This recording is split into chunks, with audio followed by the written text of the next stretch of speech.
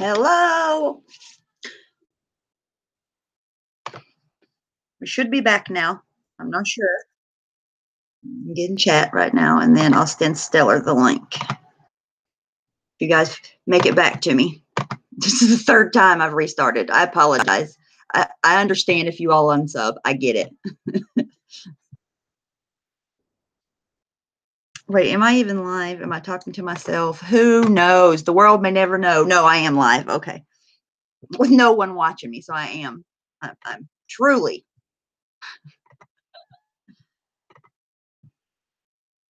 Okay, let's Twitter this again.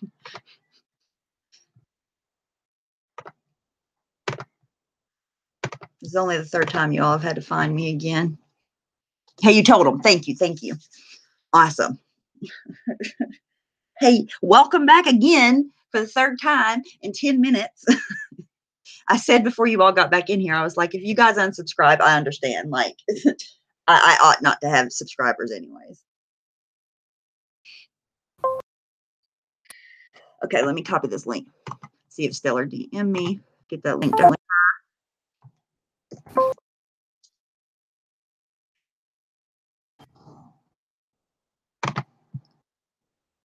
Why is my computer making all these noises? What the hell? Stop. I can't see chat for a minute.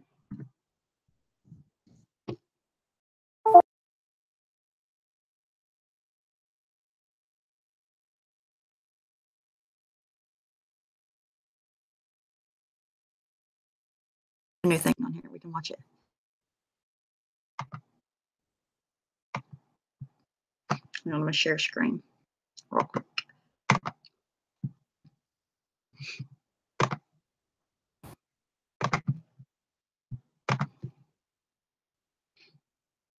Oh, you all probably won't be able to hear this if I play it, will you?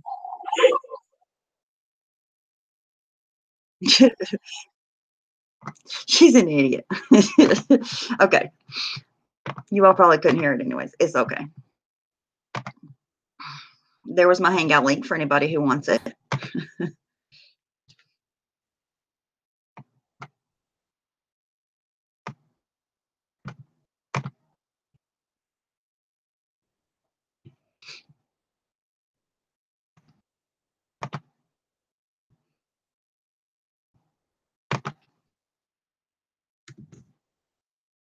There you are, Stellar. I got you.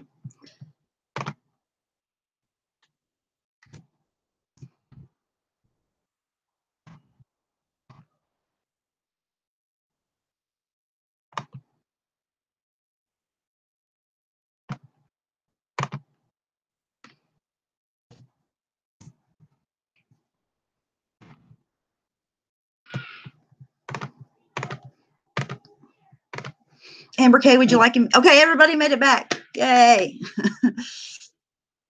You didn't get a notification this time, probably because Google sit down. You've started 3 live streams in the last 10 minutes. You have reached your notification limit for the day. How was everybody? Stellar, I sent you the link. And I also sent it to a couple other people too, if you all want to come on.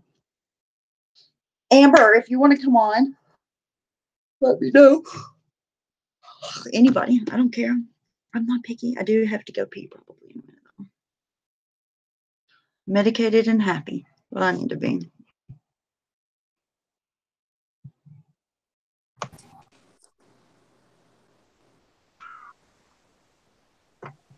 Hello. Hello, can you hear me? Yes, you sound great. Okay, cool.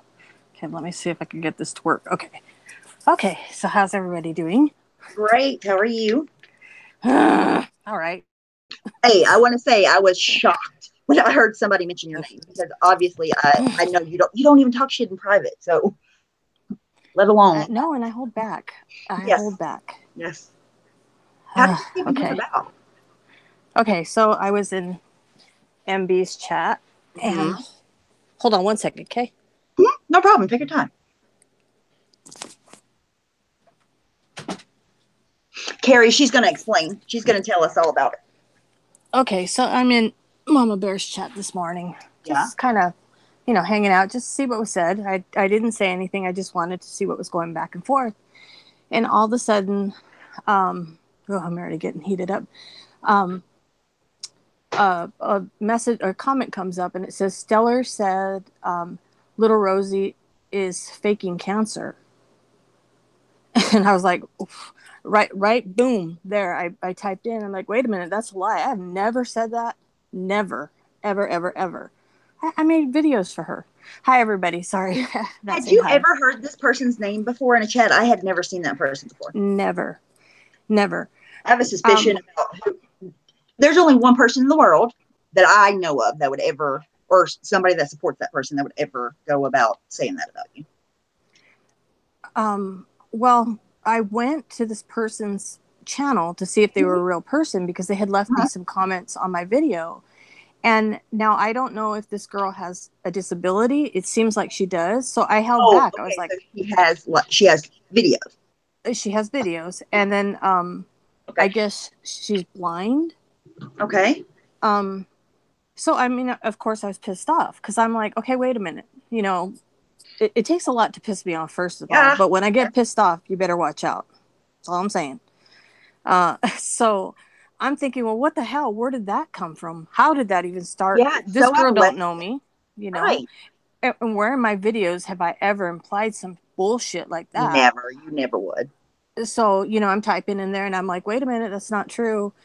And of course, some people came in, and I appreciate everybody who came in and was like sticking up for me. But then her Mama Bear's mods, some of them are like, oh, well, you got to understand, she got things confused. Where'd she get things confused at? Excuse me. What video did she watch? Because I know she watched a Mama Bear video. And it's like, I have never said anything like that in my videos. And they were kind of excusing it. And of course, Mama Bear says, well, she's just blind. That's no excuse.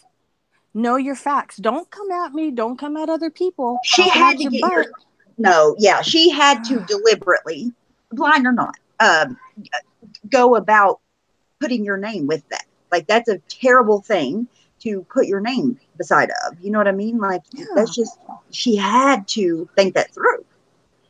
Well, I'm sure she was kind of pissy because I did my opinions about Mama Bear, which this girl says, I have the right to say my opinions and everybody's stream. That's fine. But don't come to my channel and start, asking me. I mean, and I'm trying to be nice about it because this girl does seem like she has. But this person knows who Melissa is too, though, because this person went into Melissa's chat today. Oh, and said your name. I mean, if you do check out her videos, she does have a video up where she's talking about the Pledge of Allegiance, and she's not even from this country. I guess she lives in Canada, but talking about how she doesn't agree with kids having to say that Pledge of Allegiance in school, and it doesn't make sense, and they shouldn't have to do it. And I'm like, okay, this girl is obviously, I guess she's 19, but I think that she might be a little slow. I don't know, and I'm not trying to be mean. So before anybody starts, whatever. Yes, Emily. Emily, she's a shit. And I'm just like, wait a minute. But my thing is, I am in support of Rosie big time. I call her little Rosie B. Absolutely, yeah. And then what was really pissing me off was everybody was kind of just like, oh, no, you got to understand. No, this is my name that somebody is talking shit about. Don't tell me to sit back and just cool down. Talking shit, though. It's not just talking shit, like saying that you said that she faked cancer. That's more than just talking shit. That's a huge allegation to say about somebody. Yeah, and I mean, I know, the people who know me aren't going to believe it, but those knuckleheads that are in that chat that are going with it, and then it kept being timed out by some Rebecca 316, I don't know what shit. And it's like, you know what, little wrench holder, you think you're all tough and cool and keep timing me out when I'm trying to defend myself, trying to set the record straight before rumors get started. And she just was having a good laugh at it, Of course she was, because she's something else.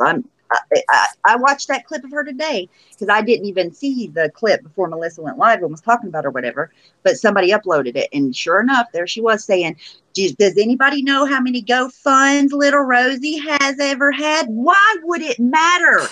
She didn't get cancer yesterday. Nope.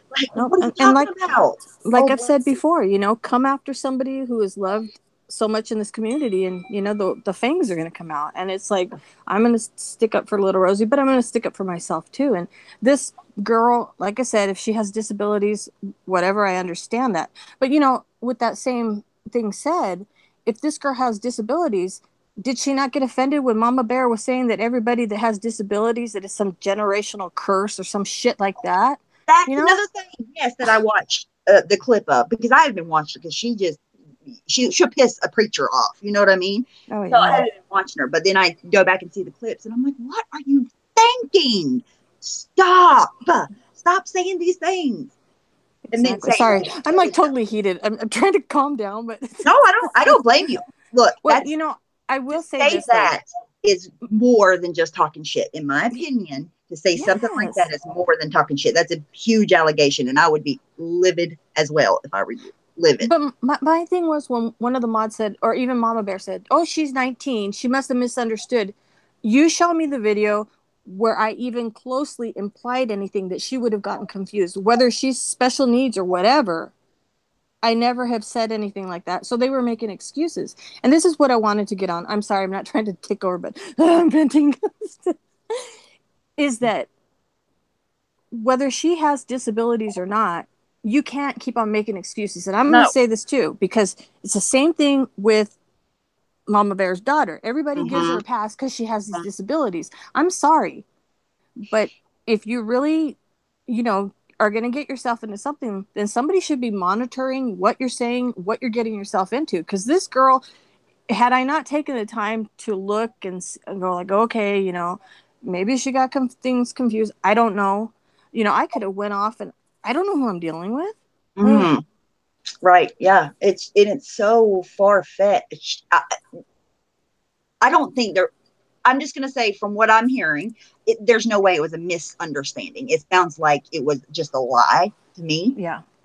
Maybe not, but I don't see how it could be a misunderstanding.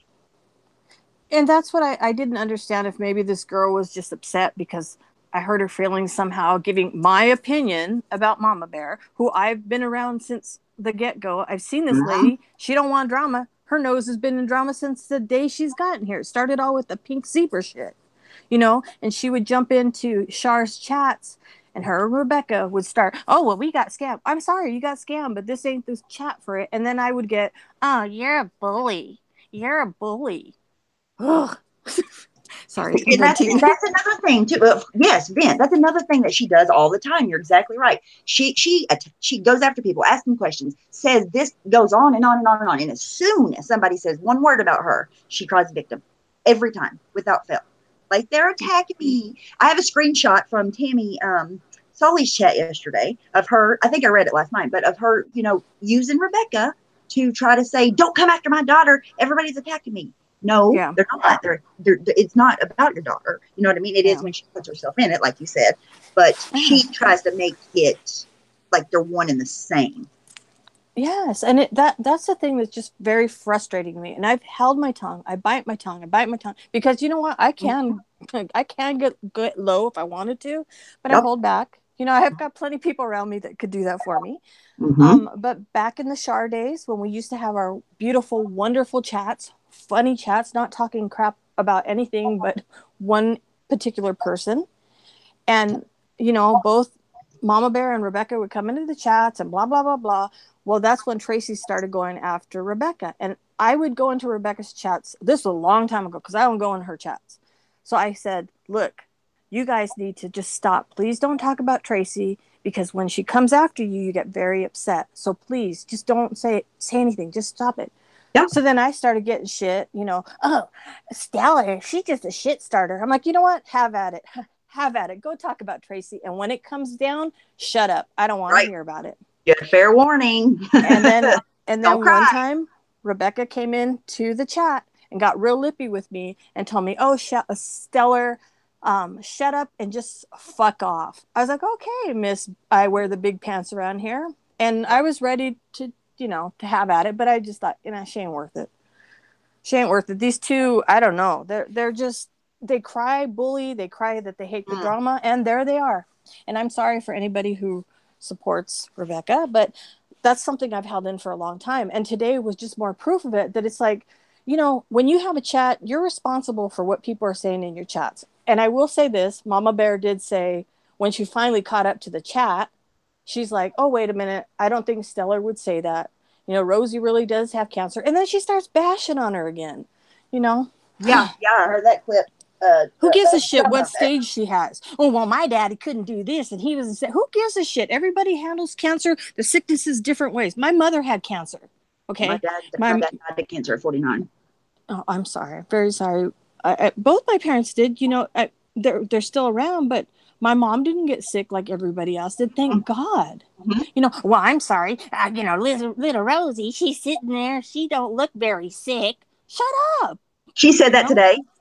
Yes, she was saying, well, Oh if my she's got God. this, all that she's, you know, if little Rosie has this, then why is she doing this? My daddy couldn't even move. Okay, you're 60 years old. You look like you're 80. Maybe you guys don't handle sicknesses the way other Has she people do. moved? Has she changed clothes? I mean, she's been live streaming all day, every day for the past how many days about the same things, might I add. And she she needs to get it together. She needs to go out and Yeah. get some sunshine, mow her yard again, like she said a week ago. Something. Holy. Yeah. Holy. And, you know, and I'm sorry. I thank everybody who's supporting me. I love you guys. You know, I'll tell you how much I appreciate you guys. And you guys know me. I stay out of everybody's shit. I don't get involved. But if you're going to sit there and make it look like, accuse me of something that I would never do, you know, I'm going to get pissed off. And I was pissed off today. I'm still pissed off, you know, and it's just, but the thing that was getting me was, you know, everybody in that chat was just like, oh, well, you know, you need to excuse it. No bullshit. My name is attached to that. I'm not going to excuse it. I'm not No, going to. And, absolutely not. I wouldn't. No way. and it's like, That, well, she's blind. You know, okay, that's fine. Then know your facts. Don't sit there and talk shit about Stellar when you don't even know her. You don't know mm. me. I know That's why I little was D, you know? shocked when she, because I didn't know about anything until she said something in Melissa's chat. And I was like, what? Yeah. What? Why? See, No. See, and I Stella does. miss everybody's chats, but it's so funny that this morning I happened to tune in. You know, I can't take that Uh-huh. woman screeching, first of all, but I just happened to pop in and boom, it happened right in front of my face. And I was like, what? You know, Wow. oh, yeah. So it got me heated just because it's like, you know, where do people come up with half the shit they just want to start? You know, it's just, and I've seen everybody go through it. I guess it's the first time I've ever, you know, dealt with it. But just be warned, everybody out there, don't start shit with Stellar. She might be nice, but you know.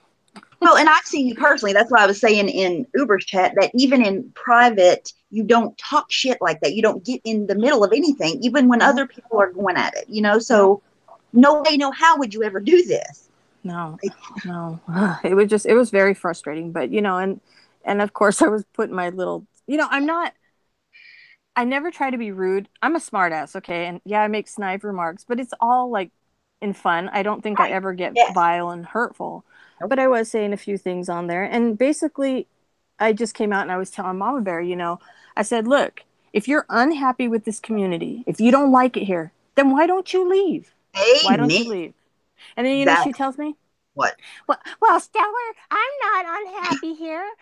Why don't you leave this community?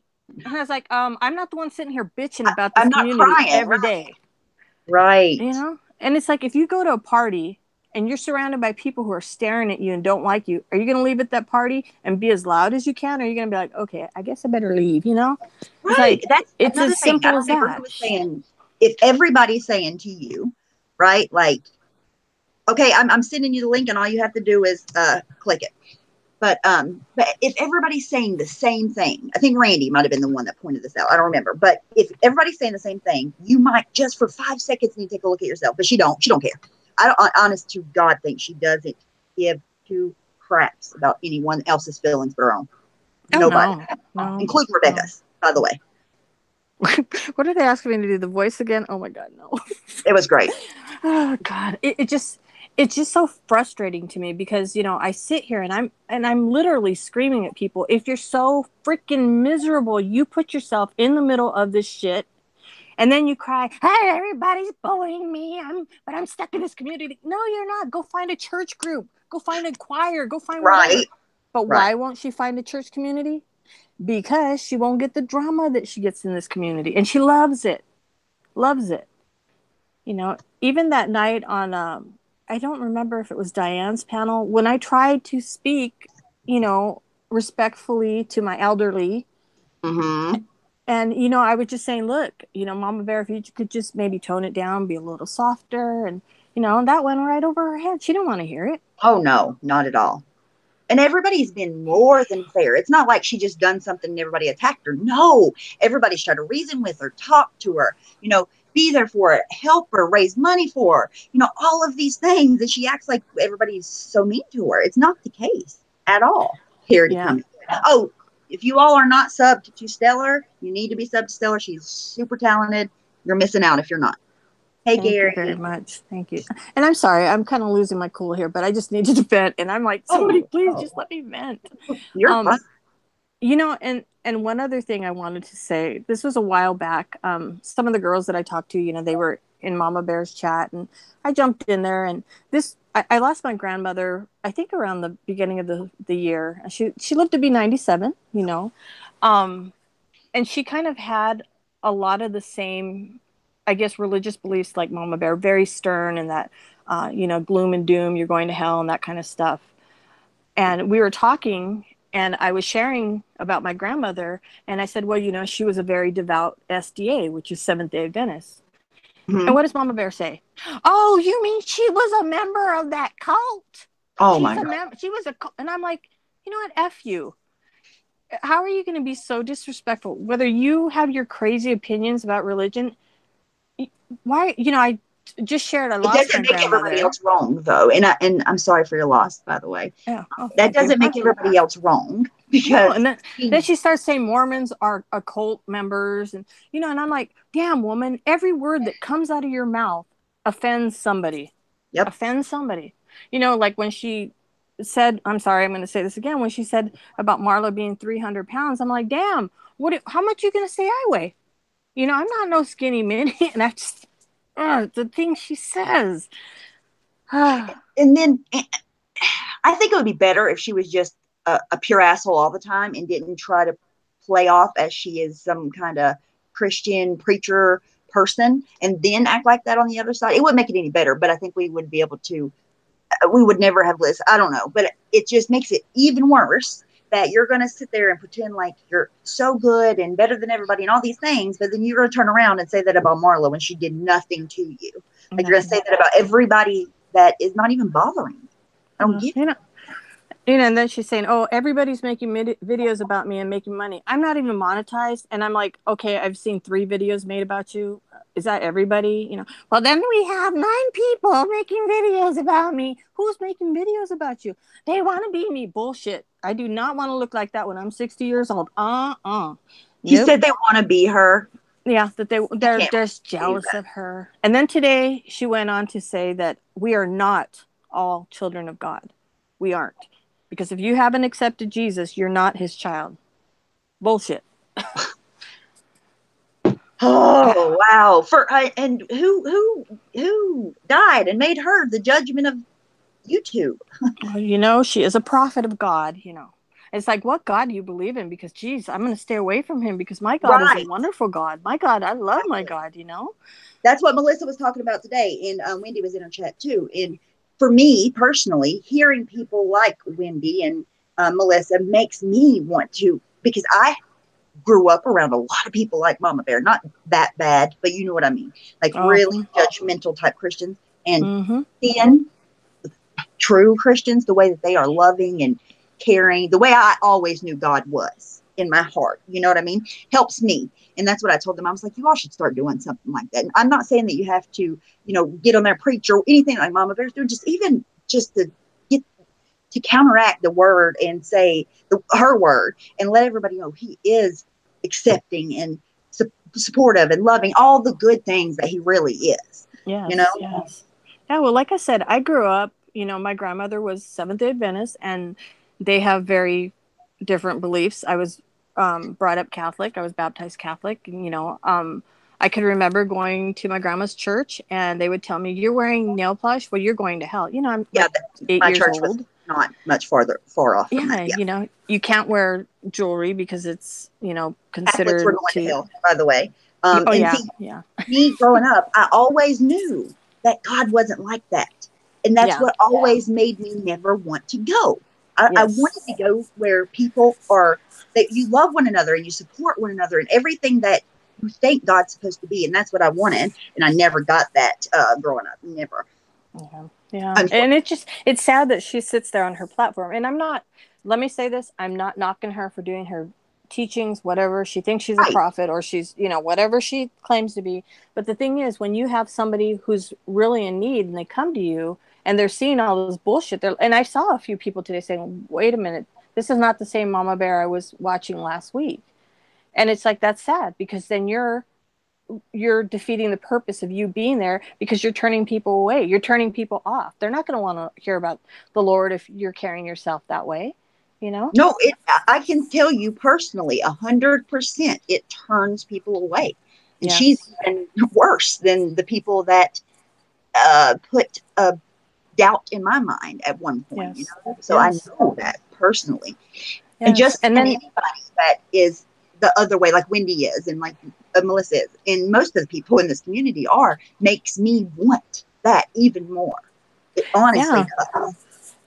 Well, and then she was saying something the other day about how, well, she's trying to point this out to the people in this community who claim to be Christians, who claim to be saved, who claim, okay, they Anybody claim can that. claim to be a Christian. I mean, that's their right as Yeah. a But human. I'm like, but they're not using their platforms to preach. That's not what they're here for. Good So they point. gossip. You're here too. Good You like point. drama.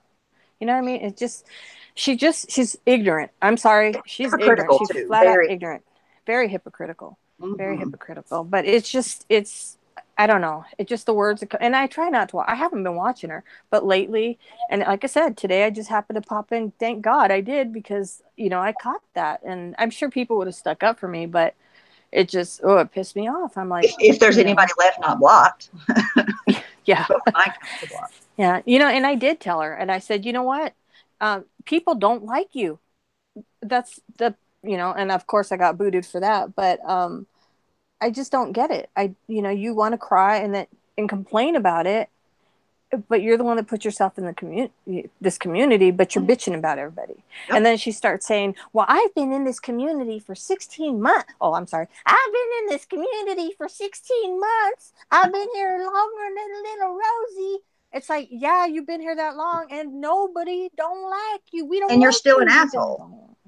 Yes, it's like you've been here that long, and what's your point? We still don't like you, You know what and else? I'm It sorry. even makes it worse, right? It even makes it worse that there are people willing to back little Rosie so much and not her because they've known her for longer. It makes it worse. It shows that her behavior is even worse. It pushes people away even more. Yeah, it's like, And be this isn't for sweet, everyone. damn, be It's not nice to hard. people. It's not at all. If I mean, you could still have an opinion and not hurt somebody, not just the things she's been saying about children with disabilities. It's just like, have you ever just watched a replay of what you say? Or do you hear what comes out of your mouth?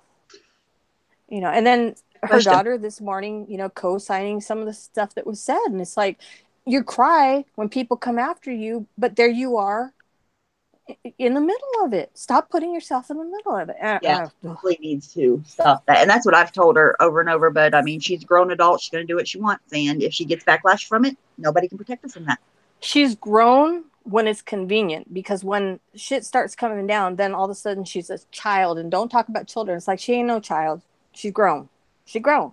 Yeah, she's fully grown adult. But, yeah, but I don't know. It just, thank you for letting me vent. But, and then somebody, oh, that was another thing. Somebody had made a comment on my videos and was talking shit about the video that I made for little Rosie for the auction, saying that, oh, this was a slap in Mama Bear's face and how evil I was. And I'm thinking, I have no allegiance to Mama Bear. You're evil What? because you made out of your kindness of your heart, not making any money, it takes time and effort to make a video. And out of the kindness of your heart, you made a video to help someone in need, and you're the bad guy. Get out of here with that. Whomever said that. Yeah, and it was a troll, of course. And like I told him, hey, if you want to hold an auction, if you want to have a fundraiser for Mama Bear, fine, I'll make you a video. Just let me know when. But who stands up for Mama Bear? Yep. Who's supporting her? Who's making videos for her? Who's doing an auction for her? And I hope Randy and nobody I were does. going to. You know this, Stellar. Before she started all this, whenever Randy had her on panel, I said to Randy in chat, because, I felt like Mama Bear was feeling like she wasn't getting enough support. So I said to Randy, hey, me and you will have a live stream and we'll hold like a fundraiser, not a fundraiser, but, whatever, with her GoFundMe link and whatever. And Randy's like, sure, DM me after this. We'll get together and do it. Boom. Nonstop since then. She's been attacking Rosie and going off. So I was like, nope, not on my platform. Yeah. And now it's those little underhanded comments. Oh, well, a fine friend Randy was. Hey, you blew that. Randy is a fine friend. And damn it, I want her on my side. Randy was more than a friend to her. Randy was more than fair to her. Randy did everything a friend could ever do. Randy's a gem. A gem of a friend. It just... I don't like that. And it's like, I try to keep out of it. And I do keep out of the other stuff because I'm not involved in the other stuff. But the ladies that I've talked to since the get-go, which have been B, Randy, Dawn, all majority of the people who are in the chat, of course, I'm going to go to bat for them. And like I said in the other chat, I have big wood for Rosie, and that's my bat, and I'm going to go to bat for her. And everybody, I couldn't imagine somebody not, really, to be honest. You know what I mean? I couldn't imagine. Not saying everybody has to. That's not what I'm saying. I just, me personally, I couldn't imagine not. Yeah. But just don't step on the toes for the people who support her, Absolutely. It's not hard. It's so not hard. All she had to do was not be an asshole. And I stick by that. Because Randy and I were going to have a live stream strictly for that. And I'm sure other people might have as well. Yeah. Yeah. And like I said, I was willing to make a video and then Mama Bear said something like, oh, well, you make videos about me or something like that. And I'm like, have you watched the video? Because, I try to, and believe me, I make a video. I have to do it about 20 times because sometimes I say something like, your I videos think it might have been too harsh. I'm like, oops, I didn't mean to say it that way. And so I correct myself. Your videos never come off as attacking. They always come off as either satire and comedy or just you giving your opinion, but in a fair and gracious, classy way. Never do you come across as attacking. Never. Thank you. And that's what I try for. Honestly, that's really what I try for. But I can get petty. Believe me, I can get petty if I want to. Yeah, well, I appreciate everything that you do for the community. Thank you. I'm sorry that somebody said that about you. It's absolutely ridiculous and bogus, and I'm glad you came on here and had your say. Yeah. Okay. Well, I think I'm going to hop off because I hear my hubby home. So, but thank you so much for letting me vent. I feel so much better now. Now I can enjoy my barbecue dinner. And, good. I'm glad you enjoy my evening. But I'll pop in and out. I'll just go say hi to him real quick. But I love you guys. I love each and every one of you guys. So thank you so much. Thank you. You're welcome. Of course. Okay. We'll see you later. Bye. Enjoy your dinner. Hello, Alexandria. You made it. Hi, I think so. Can you guys all hear me? Because I can't see. Yes, you sound good. Okay, thank you. Hello, everybody. Everybody tell Alexandria hi. Be nice. First time. Yeah, yes. And I'm a bitch, so watch out. Okay, so what's your take on what happened last night? Well, my thing with last night is this. Okay, I've been around quite a while. I normally just kind of watch videos, never say much, but I've been more active of recently. Now, I am a government employee. Okay, I work at a VA. Oh, okay. Prove my credentialing. I am a psychologist. Anyone wants to see it, I'd be more than happy to send to Stephanie. But this is the problem. A lot of people said, oh, they cannot just fire you. Actually, the federal government can come in, get a report, escort you off the premises without anything until further investigation is done, okay? So I had no problem believing all of that. I've seen it firsthand. Okay. A lot of people do not understand how the federal government works in that. This is not a regular job. So I was okay with that. My problem is, we were all up late last night. Mm-hmm. I am home on a medical situation right now. I had surgery in February, so I am not working. I'm on leave. I get up late this afternoon and I see that ATX has removed her Twitter. Mm-hmm. I'm seeing reports that this was a lie. Mm-hmm. What I heard that she had tweeted. I haven't seen the tweet, but I heard that she tweeted that she was suspended and wasn't fired. Okay, and that can happen, but she still lied, though. That still it's a means lie. that she lied. Yeah. And suddenly, is she back to work today? Now, why does this involve me? Because I sat there in that chat Yes. and said, you know what, people, they actually can do this stuff. Mm-hmm. It makes us look like idiots. And I don't like being lied to. Nope. I do not like being made a fool of. I don't think anybody in her chat did. I mean, and I think there's other people that she was friends with that didn't know that she was lying either and thought she was telling the truth as well. And, you know, I would have never, ever said anything other than the fact I butted my nose into it because I am a government employee and I know how they can do these things.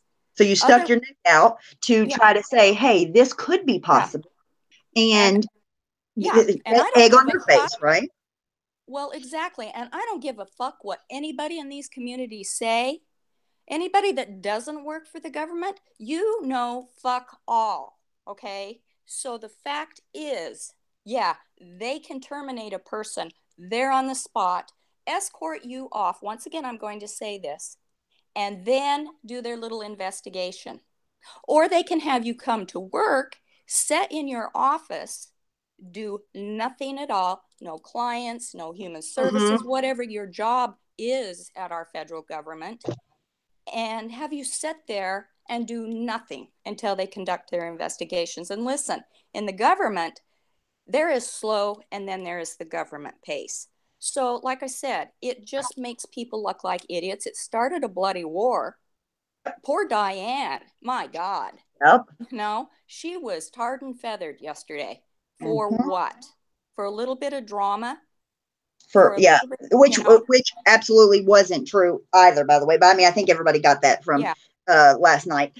Somebody wanted me to say to you, ask you about the keystrokes and the keystrokes and the computer use. You know the Okay, so let me tell you how this works. I have a government ID badge. There is actually one person in our community that has seen my government ID badge, Ron. Okay. I've actually showed him my government ID badge. Now, this is what happens with a government ID badge. That badge, if I go down to my computer, okay, I put that badge in. It has this little kind of a gold thing on it. Stephanie, I'll show you later. Anyway, that logs me in. I have my very own passwords that I have to use. If I leave my computer, I have to take my ID badge out of that computer. Okay. Everything we do on a federal government computer is logged, tracked. They are hot on your ass about it. Okay. We cannot go into, if I were to go, because I deal with clients, okay, I have to ask permission to even look at medical records. If you were to go off site of anything that, like, she's supposedly looking up information about people's jobs, bankruptcy, or whatever, I don't know, taxes, whatever the hell that story is, they would pick that up so damn fast and they would be hot on your tail. There is nothing you can do on those computers. And some of them, you know, they're firewalls and security. So what you're saying is they would know before anybody ever had a chance to call. Exactly. Gotcha. Exactly. Gotcha. Okay, so what's your opinion on her saying, okay, because she said she was fired yesterday at 2 p.m., right? She said now she says that she was suspended and it was lifted at 9 a.m. this morning. They wouldn't have had enough time to do that, would they? Well, maybe. I cannot say. Stephanie, I honestly cannot tell you that. I don't know. I mean, how fast to go. I don't know how many employees are sitting in her facility. I know at mine in New York, it'd take a little time to go, you know, possibly. But I'm not an IT person, so I cannot honestly answer that question. But if somebody, you know, we're talking potential lawsuits and everything. And my first question was to her also is, are you a member of a union? Because see, and I know AV I've said seen that. there is no union in the federal government. Well, that's not true. There is. I am a union member, Local 306. Let me tell you. And she told me in a DM that she is not a member of a union. So I was like, okay, all right, well, too bad for that, because they'll provide you a very nice lawyer right out of Washington, D.C. I mean, they do not mess around with federal employees. So could she have been brought back in? I guess, but I'm not, I don't handle that kind of stuff. Right. I just play in people's minds. I have Regardless, no she still lied. Regardless, even if she really did get suspended and she's back to work this morning, right.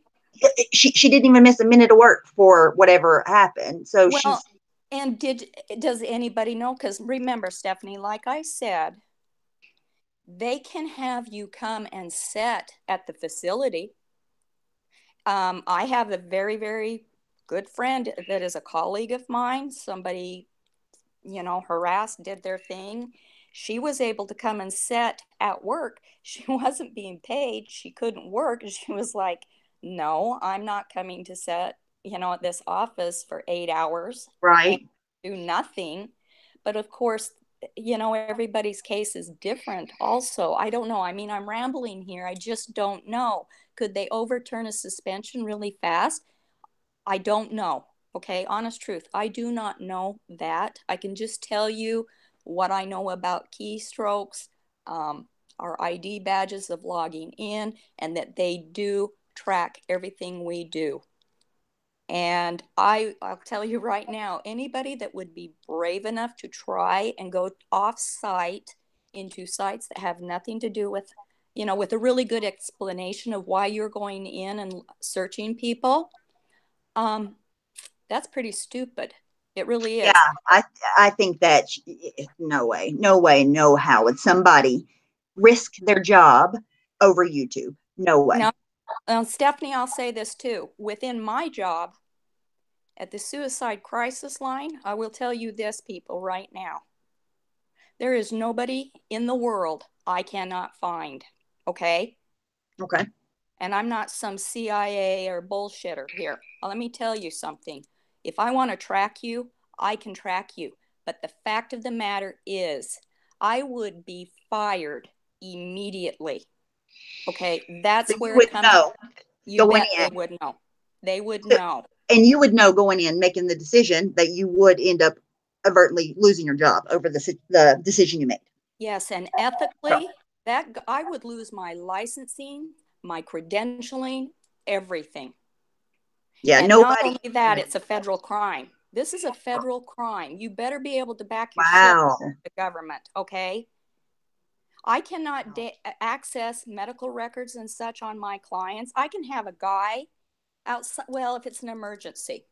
Case in point, suicide call. I'm very comfortable with death. I told Uber this yesterday. Are you planning to kill yourself today? Do you have the means? Blah, blah, blah. Okay?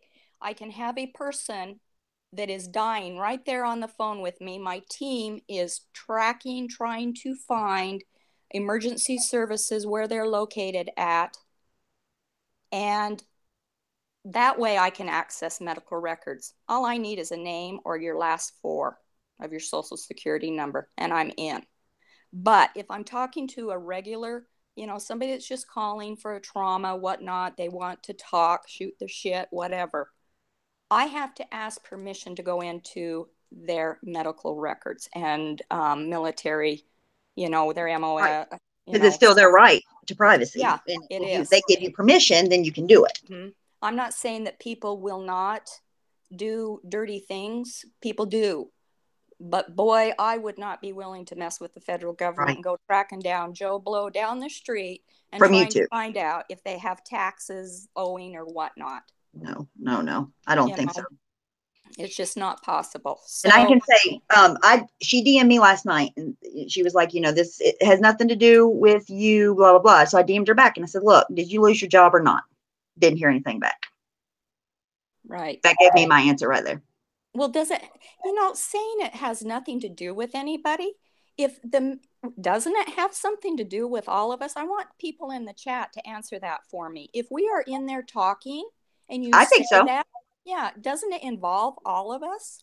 Absolutely. That's why I go try my best to keep the best integrity I can on my platform, because at the end of the day, for me, just me personally, that's all I have on here is my mouth and my word. And that's what you got to go on. So if I go against my integrity and lie to you guys, yes, 100% yes. And somebody's word was called today. Now listen, people, stop doing that shit. God, people calling CPS, people are calling the cops. People are, you know what? Like I said, in my job, if you are tying up my emergency responders with calling bullshit phone calls on people, calling the cops, there's a chance that 22 a day, we might miss one at my job. Now, that may sound like melodrama to you, but it sure as hell doesn't to me, because you're tying up our police and our emergency services. Knock it off. Absolutely. I agree 100,000%. Or unplug off the internet, because obviously some people think this tit for tat shit is how it is. And that goes for MFW, it goes for Sam, it goes for Shoot the Shit, it goes for everybody. Knock it off. You can do the tit for tat thing without ever getting mad enough to say, well, I'm calling CPS, or I'm going to get a lawyer, this, that, and the third. You don't have to go after people's families. You do not have to do all those things. You can still do drama and banter back and forth. Yeah. You do not have to go into people's lives. You don't have to do that. And all I'm going to say, Stephanie, is if obviously I've stepped in the pile of crap right now because I've come on live. And if anybody wants to go after me, come on. Because I guarantee my shit's clean.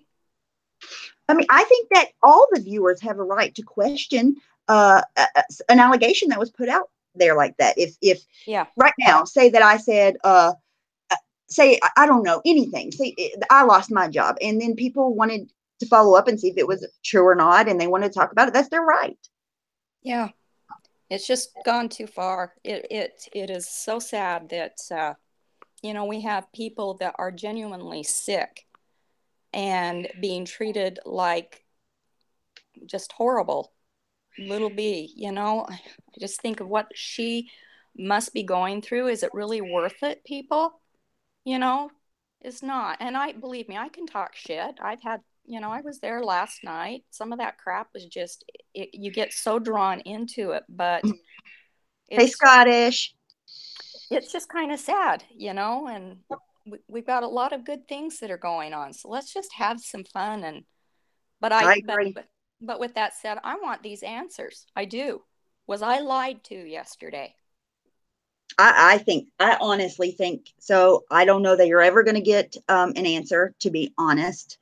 I feel like, you know, she's going to leave it at what it is right now because Sam's still doubling down on it. But I 100% do not believe the story at all. I listened to what they said. I listened to both sides. And, you know, the only reason that I ever even was like, is it true? Is because I heard in Savage's voice that she really believed it. And I may be wrong, maybe not, maybe she did know, but I honestly think Savage had no idea, and she was lied to as well. And that's what made me, because she asked me in chat, she was like, well, isn't that wrong? And I was like, yes, if somebody caught somebody's job and they got fired, of course that's fucking wrong, you know? Yeah. Well, and I'll tell you what, am I echoing now? Sorry. I believed it because of the fact, as I said, I know the background of my own. You know how it works. Exactly. Yeah. So anybody wants to question on that, believe me, that is, well, you don't have to believe me. I'm just doing a blonde tilt over all of this right now. And I'll tell you right now, I believed it only because of my own job and knowing how it works. I don't either. Life happens. Yeah. It's for me, like, obviously everybody gets so mad at me because I don't just believe one way or another right away on any subject. I like to see what's really going on. I'm not just going to believe something because somebody tells me to. I'm never going to be like that. If people expect me to be like that, they need to move on and watch somebody else, because I'm never going to be like that. I cannot physically be there. Right. I agree with it. It's okay to question. If you're going to be on these platforms or chatting in the chat, then expect to be questioned. But if anyone has any more questions for me, my husband's blowing my phone up, so I better get off here and see He's what like, the where are man you? needs. Yeah, he's like, what? Why aren't you answering? That's twice now. So Well, thank you so much for coming on and saying what you said. That is Yeah. definitely great information that I had no idea about. So thank you so much. Well, thank you for having me. And like I said, the only reason why I felt it was important is because I can tell people exactly about firing and that sort of thing. So have a great day, everybody. Bye. Bye. Now, how the hell do I get out of here? Okay. You should be able to tap on your screen and then a red button will pop up at the bottom that you can click off. Okay, hon. Thanks. You're welcome. Bye-bye. Oh, so that was good information that we didn't know. Well, I didn't know, at least. Some of you all might have known that. So moving on then. Okay, Tilly. So Tilly, okay, can I ask you why you would not want to watch me? I've always been that way from day one. So just because I'm not going to believe something, when somebody said they did, Katie said, I called her job over and over. So I wanted to hear both sides of any story. If that makes me wrong, I don't want to be right. I do not. I cannot be any other way. And if somebody doesn't like me because of it, I don't give two shits. I'm sorry. Not being shady, just how I feel about it. I can only be myself. I can't be anybody else.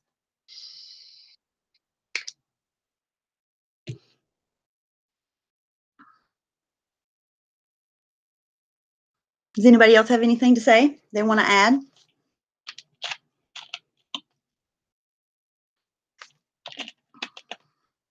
So I'm going to hop off here in a minute and cook.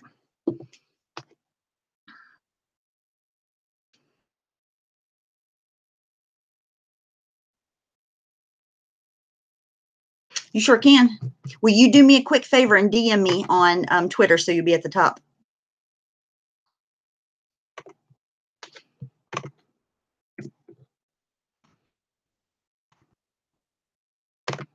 Well, Tilly, I apologize.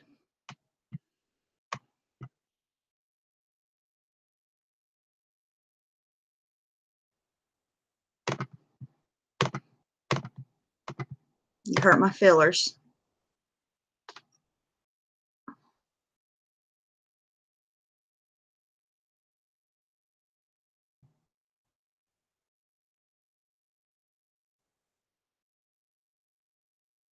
Can I say I didn't believe it just because ATX's demeanor?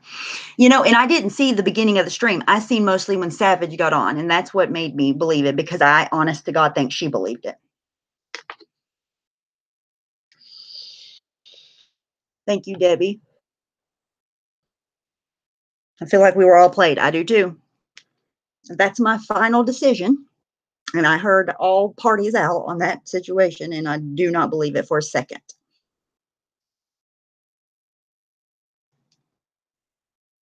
Who's Jinger?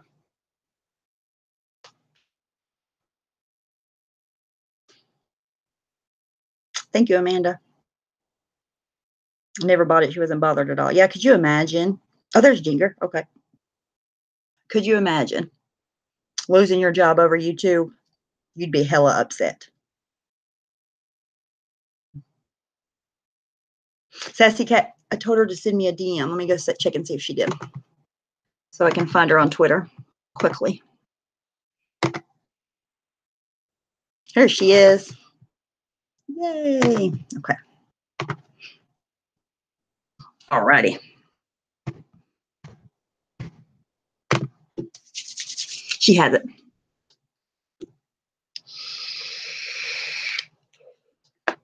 Ash.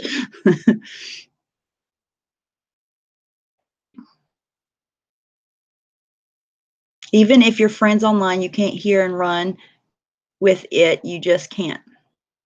I can't. I mean, some people can't. Everybody's different, you know? Exactly. You'd be so upset you wouldn't be on YouTube. True. I would delete my YouTube account and never come back.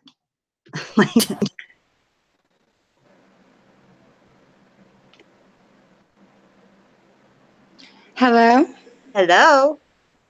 Hi. How are you? I'm doing well. It's been kind of a crazy couple of days, and unfortunately this week There's always so much stuff that pops off in the community. It's always so shocking. If you leave for like 2 or 3 days, when you come back, like a whole bunch of stuff happens and it gets cleared Right. up and changed. And it's crazy. And so I just happened to catch what happened yesterday. And I'm working on some content for my channel. I'm working on some mental health content, like PTSD stuff and stuff like that. Awesome. And I wanted to say something about this particular situation because it so illustrates what kind of is going on in the general public, and then it's just magnified on YouTube. Uh-huh. So we're in a really stress-laden society. We have constant go, go, go, you're on this. There's no real time where people don't multitask or people just go to the park and sit there without their phone. Never And stop, just, stop and smell the roses. We don't do right. that anymore. Right. And there's a reason that that's important. It balances the mind out. And what I see with this situation, when people say things, when they say anything, it's really important to double check having an emotional reaction to whatever they're telling you. Because, for instance, if I say, I got fired, well, you might know how it feels to get fired. And if you're in a reactive state and not just thinking, okay, this person got fired, and then talking to me about how I feel about it, immediately when you say I got fired, my empathy is going to jump in, and now I feel as if I'm fighting with you. Now I feel all those feelings that I just felt before, years ago, or yesterday, whatever it was, that I got fired. So now anything that you say, I am already bought in. Very true. Very, very true. And it's real easy to feel justified because you're feeling those feelings how you felt when it happened to you. And you may have been wrongfully terminated, and that is easy for you to see how that could happen to someone else. And I think some people just like they have empathy more, like, because for me, I feel like I do that a lot with people because I don't feel sorry for them, but I easily can put myself in somebody else's shoes, I feel like, and understand where they're coming from. Well, and that's, everyone keeps, and I'm sorry to have to, I'm not sorry, I don't know how to bring this up. I'm just going to say it. It's just kind of the way I am. Okay. So, everyone brings up drug use and everything else and all these past problems.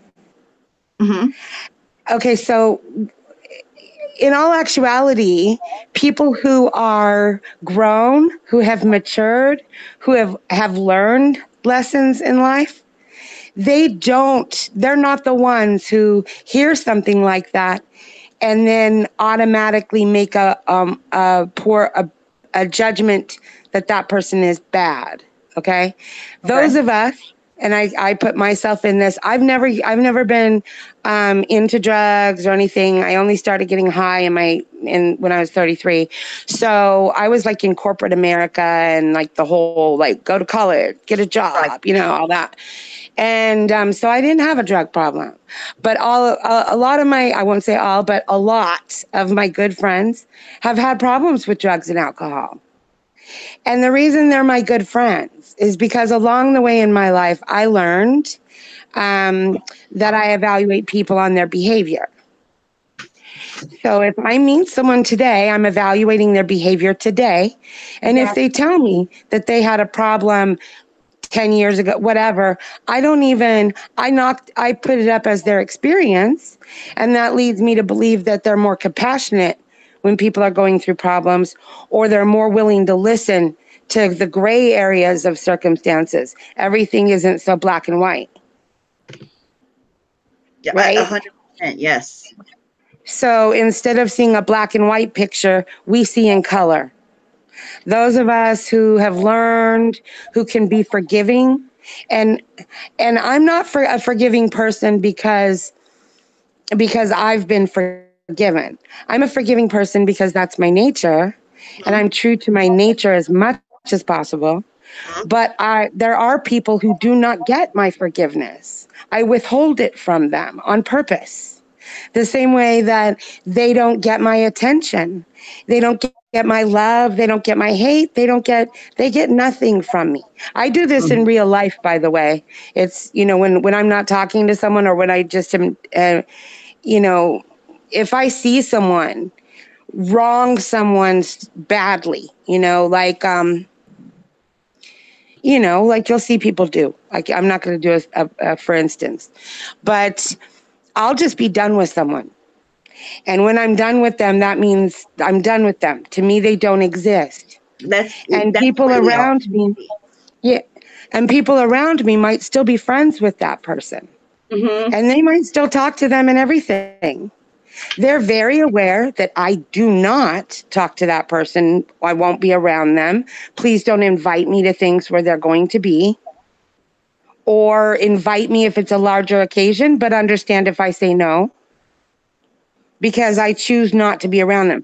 You cannot control what other people say, but you can control what you listen to. Very so as much as you're screaming like, don't say this, don't say that, I can't believe she said this, blah, blah, blah, don't say, So we're all listening. It's right. It's, I can totally believe that she said that. Yes. I can totally believe that came out of her mouth. And if anyone comes to me with something that's said about me, come to me with proof or don't talk to me. Give me something I have to actually answer, which would be evidence, because people just talking, I don't have to do anything. But yesterday I happened to be kind of running late. And when I caught the beginning of what was going on, and I caught it on MFW's stream, and I was like, what is going on? So then I go to get my friend because I'm giving her a ride to work and back because she's her car broke down. So I'm driving in the car and I'm listening. And I'm like, oh my gosh, this is all going on. And then all of a sudden it struck me and I'm like, wait a minute. What if she didn't really we don't even want to have proof that she got fired? Right, because that's what I did ask her in chat. I was like, can you show proof that you were fired? You're making a very huge allegation, right? That was a huge allegation. Against someone. Yeah. But at first, like, I can't because prove that. Look, I've been fired twice in my life. I'm 49, so I've been fired twice in my life. It was very early on and whatever, but I know how that feels. And when I heard it in passing and I was running to the car, I was in the car and I even turned it on in the car, which is abnormal for me. And I was like, oh my God. And then I realized I'm really I bought into this. So then I started thinking, I'm even on my car, can't put it down. Here I am. Yeah. When I haven't been for many days. It was my birthday Wednesday, so I've been away from the internet and stuff. And I'm like, here I am. Oh, thank you. Here I am, bought back in right away. And then I was like, you know what? And there was actually something I think that you said when you were like, we don't have evidence of, you said we don't, it was a part, because I only caught little parts, but it was a part where you were saying in the stream that you were saying you were just trying to gather the facts. You weren't trying to do anything to figure out what's going on. Yep. And it was because you said that, I was like, wait a minute, that's true. We don't even know that she got fired. We don't know. And I knew myself from working in corporations, and I have had government contracts and stuff. If you're in a corporation that's over 100 employees, you can guarantee that your computer is capturing your entire activity. Everything you do is being captured. Yeah, even me as a nurse. I had to sign in every time that I document anything. And everything everything you go now, every place you click, every record you open is getting captured. If they have to find out who looked at XYZ's record, they have a log that they can pull to find that record. So, everything, it screenshots it and records it, and they can find it by keywords and stuff. It's crazy.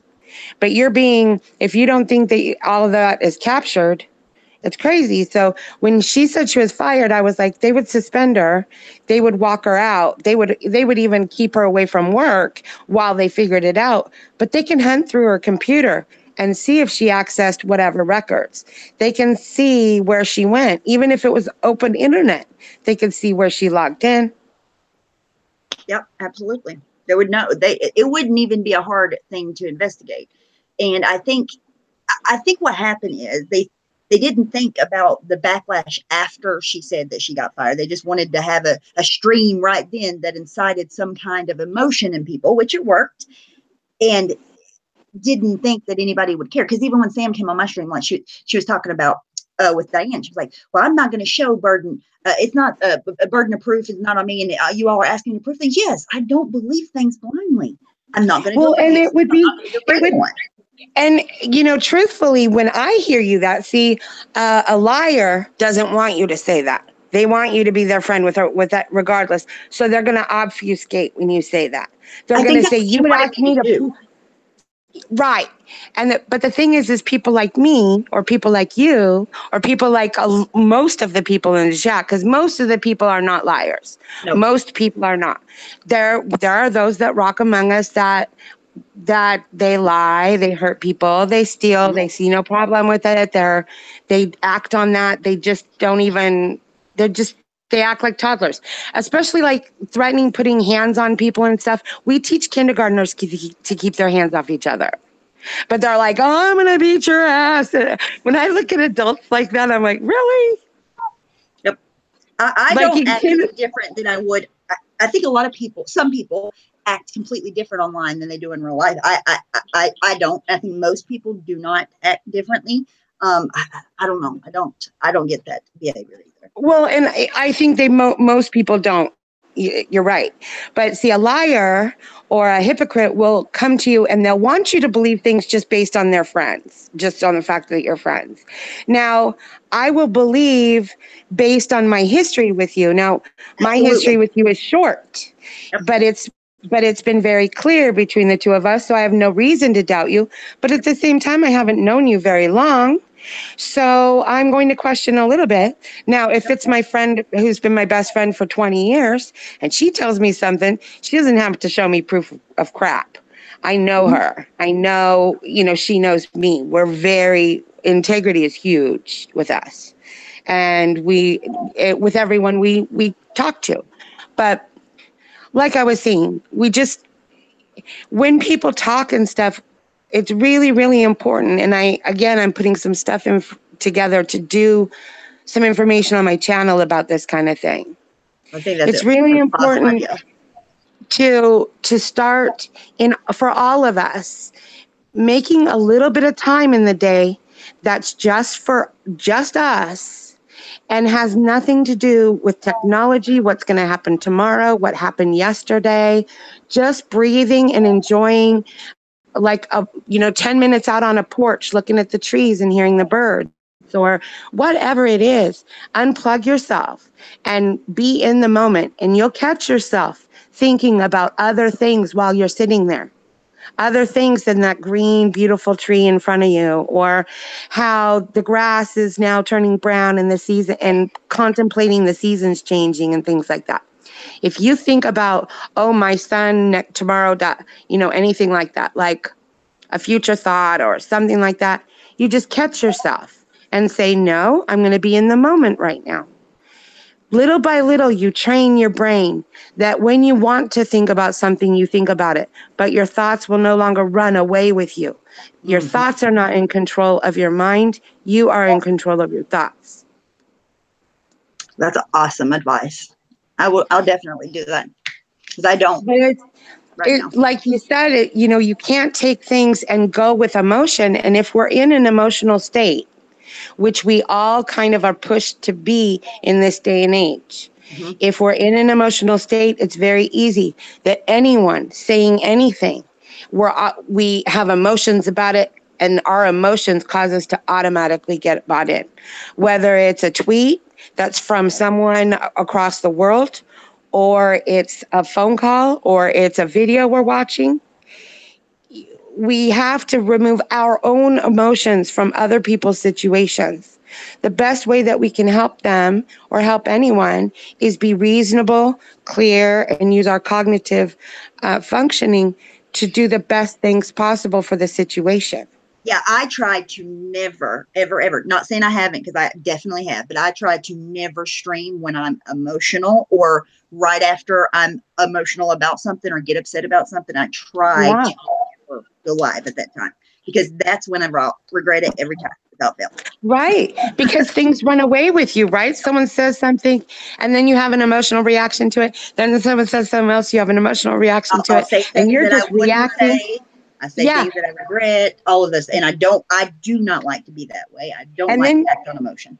so when you're reacting, then you have later on, you go back and look at it and say, you know, I wouldn't have done that, or I wish I wouldn't have done that. And, you know, sometimes it happens. I heard a little bit of Diane last night. I felt so bad for her. And I just don't like that Semtel for it all. You know, the first exposure that I got to her, she was on the Les's show. And it was like the 13th of March or March 9th, I think. Pretty Pete was in there. We were trying to document the date. But I saw her come in and I was completely unfamiliar with her. And she had a conversation with Les first in the chat and then she went on. And she admitted that she backstabs people and that she lies. Yes. Yes. And that she had to do, I couldn't track what she said that she was doing as far as her manipulative behavior, but Share she personal actually said, information. She has said that many, many, many times, even on ATX, whom is her best friend, by the way. well, she said that yesterday, that she shared that yesterday.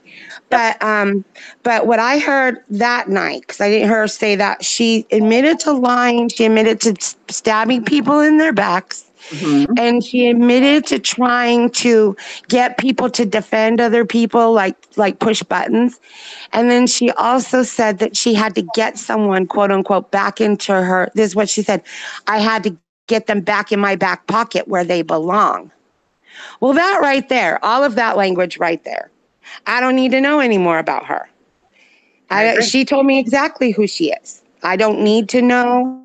I don't have friends like that, because those aren't friends. In order to have friends, real friends, you have to be a friend. And that's why those people like that, their friendships are often text and on and off, and friends with people for short times, because they aren't friends to other people. So they don't have friends back. And people who are capable of being friends, when they are treated that way, like for instance, if you and I shared DMs and there was some reason that we weren't talking, I would not, and I've seen other people say this, and I know that there's a majority of people that act this way. I wouldn't share your personal information for me or with anyone or anything. To me, you don't exist anymore. So why would I share your information? Can I say this? I get so many, and I'm sure every other content creator does, but so much private information I would never share on anybody. I don't get that. Well, in my world, I don't talk to them anymore. No one talks about them to me. Like people in my life, in walking around life, there's a little dive bar around the corner. That's kind of like the meeting place for this entire like area that I live in. And at any given time, if you're out somewhere and you stop in there, I'll go in there for a cup of coffee sometimes on my runs and stuff. When I was working, I was in sales, so I was in outside sales. And the guy that owns it was one of my clients. But anyway, I'll run into people, and you run into the same people over and over again. Now, some of them I like and some of them I don't. And the ones that don't, if we've had any interaction at all, they know I don't. And they ignore me happily, and I happily ignore them. And everyone knows that I don't, when they're brought up in conversation to me, I make it known that I don't really care about that person. I don't care what they're up to. I don't care what they're doing. Don't care. Like, have no care. Like, Y'all need to be like that. You're absolutely 1,000% right. You are 1,000%. Yeah. Right. So if I won't have a conversation with someone about somebody that I don't really like. So, because I'm talking about someone I don't really like, and why am I talking about that person? I don't like them. Let's move on. You're so right. Even to go to talk about somebody, to bring their name up, I don't care. Time that they don't deserve. I can't I can't bring myself to care. I love my time way too much. And the people that I don't like, I don't spend any time on them. Awesome. And if people want to have conversations about them and I'm in that group, I can sit quietly. I can zone out to like watch in the garden. I zone out of conversations all the time. I absolutely do not even hear what's going on. I'll come back, like I'll turn around and look at someone and they'll go, "Oh, sorry." And I'm like, "Why are you, I don't know what happened. Why are you sorry?" Right. Like I was completely not even paying attention to what you guys were talking about because has nothing to do with me. So like if it's personal business between people and stuff, I do the same thing. I just zone out of it and I'm like, okay, in my own world for a second and then I come back. But it gives them entirely too much power that all they have to do is say something and they can get emotional reactions from so many people. If all I had to do was put together words in one sentence and I could emotionally control people, you know how powerful that is? Very. Yep. Which is why we really, really have to watch out who we allow to do that with us. Those people who are closest to us, then yes. But even then, to be good counsel, you kind of have to keep your emotions out of it. If it's happening to you when you're talking to other people, you kind of want them to be less emotional than you are so they can keep you calm. You're very right. Right? Yep. And I definitely have given people attention that I shouldn't have and do it all the time. And you're right. This is funny. I did see in the chat like a little ways ago that people thought I was Beep's cat. I've only heard that name in. That's why he has a black teeth. Oh, okay. Yeah, that's not me though. Not me. But anyway, I'm going to work on putting I even contacted Stellar. Stellar's so awesome. And I love her videos, the way she animates things and puts them together. And I want to put some content together, but I even know how I want to put it together. Some stuff about making your mind healthier. You know, it's my dream would be that if people got, quote, knock on wood, in a car accident or something, that there would be psychological professionals that also meet with you when you're in trauma and say, okay, the next 6 weeks when your leg is healing, I want you to make some time to do these kinds of exercises, which engages the healthy part of the brain, you know, so that because anytime you have a trauma, whether it's a fender bender, whether you got in a screaming argument with someone in the grocery store, I don't know, whatever it is, you need some healthy rehab for your brain too. It's a muscle, and once it's flexed one way, you have to flex it the other way to keep it balanced. And I know how I want to put my content together. I don't know how to make videos. Yes, Stellar, if she can help you, I think that is definitely the one because, oh, thank you, Elizabeth. Everybody hashtag Elizabeth. Yeah. So I'm not Beep's cat. I'm not, I know it says, and it's a cat too, so that's probably confusing to everyone, but yeah. I'm not Beep's cat. I've heard the name, but it was associated with Truthfully Trisha, and that's another person that I'm just kind of like, I like watching her because it's a study in what's wrong with like people. You know, in general. Like there's certain people on YouTube that I watch because they are caught in lies. They are caught being manipulative. They are caught with these behaviors, and these behaviors are what I study. But I don't go and dig for people and go, who is this? Who is this? Who is that? I don't do that. So I didn't know who Beep's cat honestly was. Thank you, Paula. Thank you, guys. Anyway, that's all I wanted to say. And thank you very much for having me on. You know, anytime you want to come on. Anytime. Honestly. I'm really glad that you do what you do. You know, it was referenced yesterday, your streams, that it's quote unquote playing both sides of the fence. That's not how I feel about it, and I'll never change that. I don't feel about that at all. I appreciate I think it's really, really important to have a voice of reason in any situation. That's what I was saying. Like, if something is happening to me, I kind of count on my friends being less emotional than I am. I don't want them to get emotional with me because we're all prone to make mistakes then. So if I'm really emotional, I want them to be calm, listening, and providing me good counsel with my actions. Because as we just said, if you're reacting, sometimes you make mistakes. Yep. So Every don't you time. want your I do every time. If I'm reacting on emotion, I would say 90% of the time I'm going to do something that I'm going to regret later, have to apologize for, because I'm not a confrontational person by nature, ever. I don't like to fight. I'm a peaceful person, and when I act on emotion in those times, I always regret it later and feel bad for it without fail. right. And if you were talking to me and you were getting ready to do something, I'm only your friend if I'm remaining calm and say, hey, I don't think you want to do that. Absolutely. Just hang on a second. Let's take some deep breaths here. I know it just happened. We're really upset. We are, but we're going to calm down.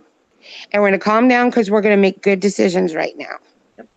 So, you know what I mean? That's that's what it doesn't mean that I don't have to have a stream about it. I just don't want to have a stream about it when I'm emotional.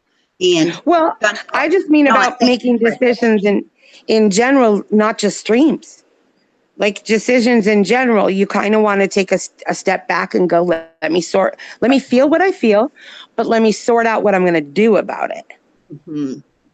Absolutely. And, last night I could have went about it that way, but then I wouldn't have been able to ask the questions that I asked. So I took the opportunity to do. Whoever that gets mad by that, so be it. It's just the way that things have to be. Yeah, exactly. And when we're watching people, like even on YouTube, etc., we get such a good idea about them because, okay, for instance, how you have handled things when you have misspoke or when you have said something wrong. I've seen you. You come on and you say, I was wrong about XYZ. You say it again and you say, I said this. I was wrong. It was this. I apologize. I can't. And then you move on. I honestly can't, because it's just not YouTube to me. And I just can't. If I'm not okay with myself to lay down at night, then I can't. I have to make things right. I have to. Well, and that's the way most people are. I always say I'm the way I am because I have to look at myself in the mirror. Absolutely. There you go. I'm not the way I am because of you telling me or your even people's reactions or what they think about me. Nothing to do with anybody else. Yeah, I don't care what anyone thinks about me. I care what I think about me. And so they can hate me or love me. Right. I have to look at myself and I have to love myself. So I have to make that person reflecting back at me in actions and how I present myself and what I actually do. I have to make myself someone that I love to be around because I'm in my head all day long. So. Absolutely. And apologies aren't always meant to be accepted. That's the other party's decision, whether they accept your apology or not. As long as you did what's right by you, then that's all you can do. You're exactly right. We can't control other people's actions. We can't control what other people say. We can't control what they think. We can't control how they act or how they react. What we can do is control ourselves, and we can watch their behavior, which that's why I brought up the apologizing. You know how many times I've seen people on YouTube in general get caught in a big freaking lie or manipulating or just whatever, and they do the I'm sorry but XYZ, which nullifies the apology, or they don't apologize at all. They dance around the issue, they obfuscate, they point at other people, they constantly say, well, you call them out on something, they say, well, she did this to me. It's like, I hear little kids doing that. She hit me first. We're not kids. We can see what happened and quit pointing at other people and saying they did this or they got away with it. We're not talking about any of that. We're talking about you. Just you. People can't do it. So I'm glad you're here, and I'm glad that you do what you do and that you find out both sides of the story, or you try. I mean, you can't help it if people lie to you, but you can at least expose them and you try to do it. Anyway, are you there? What happened?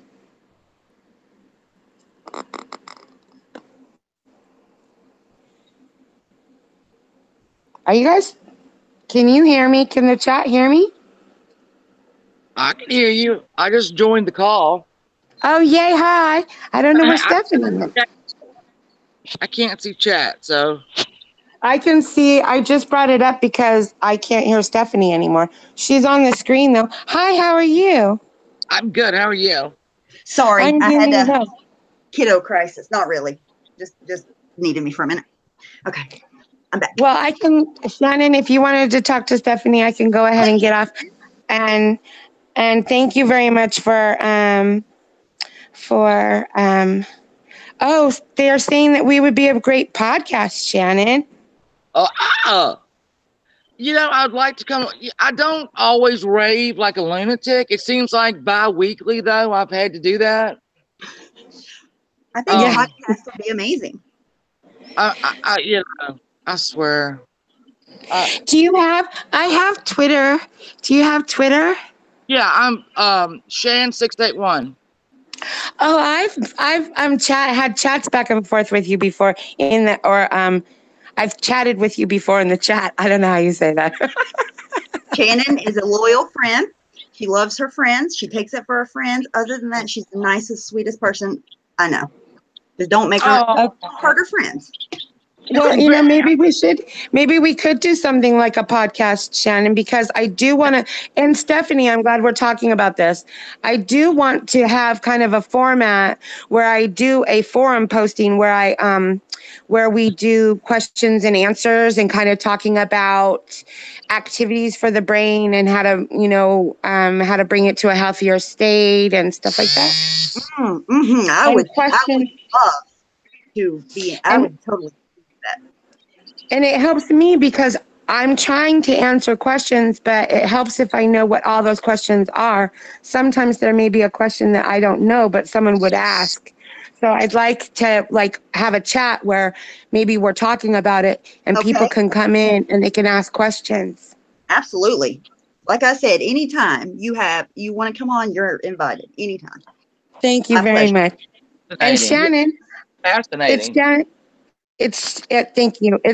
That's why it's my life's work. You guys, I started researching this because I was trying to help someone in an abusive relationship. And first I was unaware they were in an abusive relationship. Then I found out they were in an abusive relationship and I was their only friend. And I was also the only person who knew. But it confused me so much that when I went to them and said, this is abuse, it's abuse, it's abuse, they didn't leave. But so they just stopped talking to me for a little while. But I had to go and dig about why is this happening and why is this person who I know so well, why is this person that I know so well to be so strong and everything else? Why aren't they leaving? And so I started studying about the brain and what abuse and trauma does to the brain and how we fix it. And now I went back to school to be a neuropsychologist. I think I'll do master's. I think I'm going to get my doctorate, but I really want to pioneer a program that goes statewide, nationwide, and in every country, I hope, that will be a network of psychological professionals where when you go for a health checkup every year, you also get a mental health checkup. Or when kids are removed by CPS, they automatically are under a counselor care.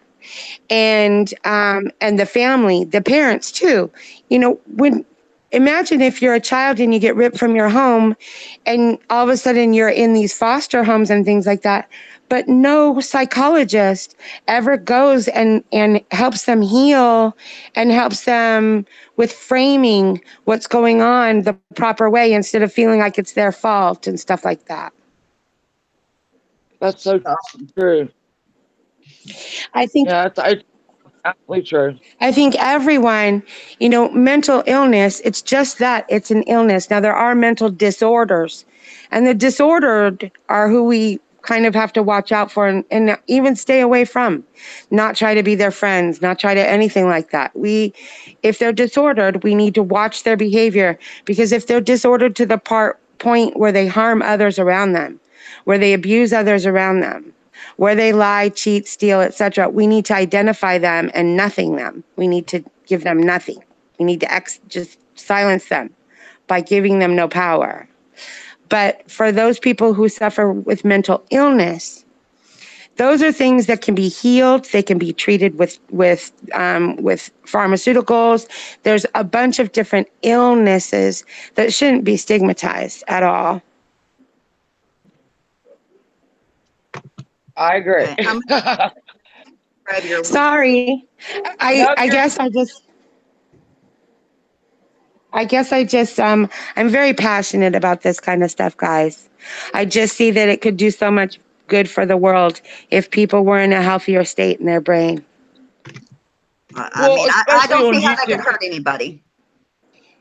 If you have someone on YouTube, and I ain't mentioning no names, who has a disorder, and they're getting their payoff every time they go live, they're getting Right, their payoff, and right. people feeding into it, and it's not healthy for anyone involved, No, especially the person with the disorder. well, it's not the person with the disorder. There is no healthy, right? They're Well, operating yeah, as they do in all of their whole life. But I will say that the people watching are getting actually harmed.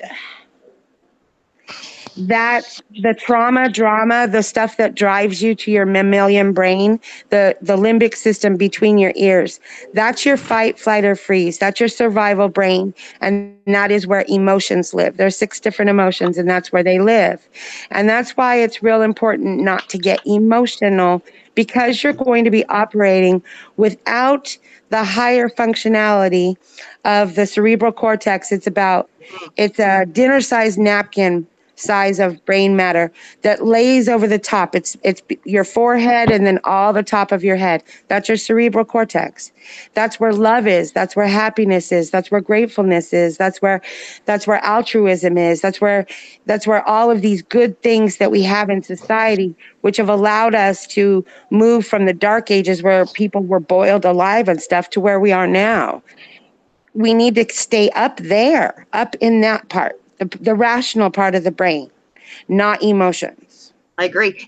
But most of the some of the live streams, I'll say some of the live streams are set up in a way that is literally they're meant to make you emotionally react in a certain Yes, way. that's their content, because they want to emotionally manipulate their audience, because that is what feeds the drama, and their content is drama.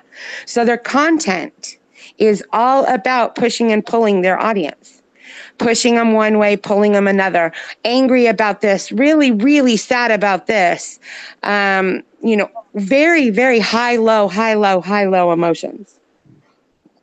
And not just, hey, let's DIY a desk today, and this is what it looks like. Oh yeah, yeah. Totally not They that. don't have, they don't have any other content other than that. I mean, I skip around channels because I look for, kind of the channels that I'm going to do my thesis on when I get my doctorate. Right. But and YouTube is just, like I said, a magnifying glass into these kinds of issues, because there's so many narcissists on YouTube. But there are great people too. Okay. So do you think, let me ask you this, because I've theorized that being able to live stream does bring out, not always, but certain kind of people are drawn to live streaming, wouldn't you say? Well, yeah. Well, I think it's a cross section.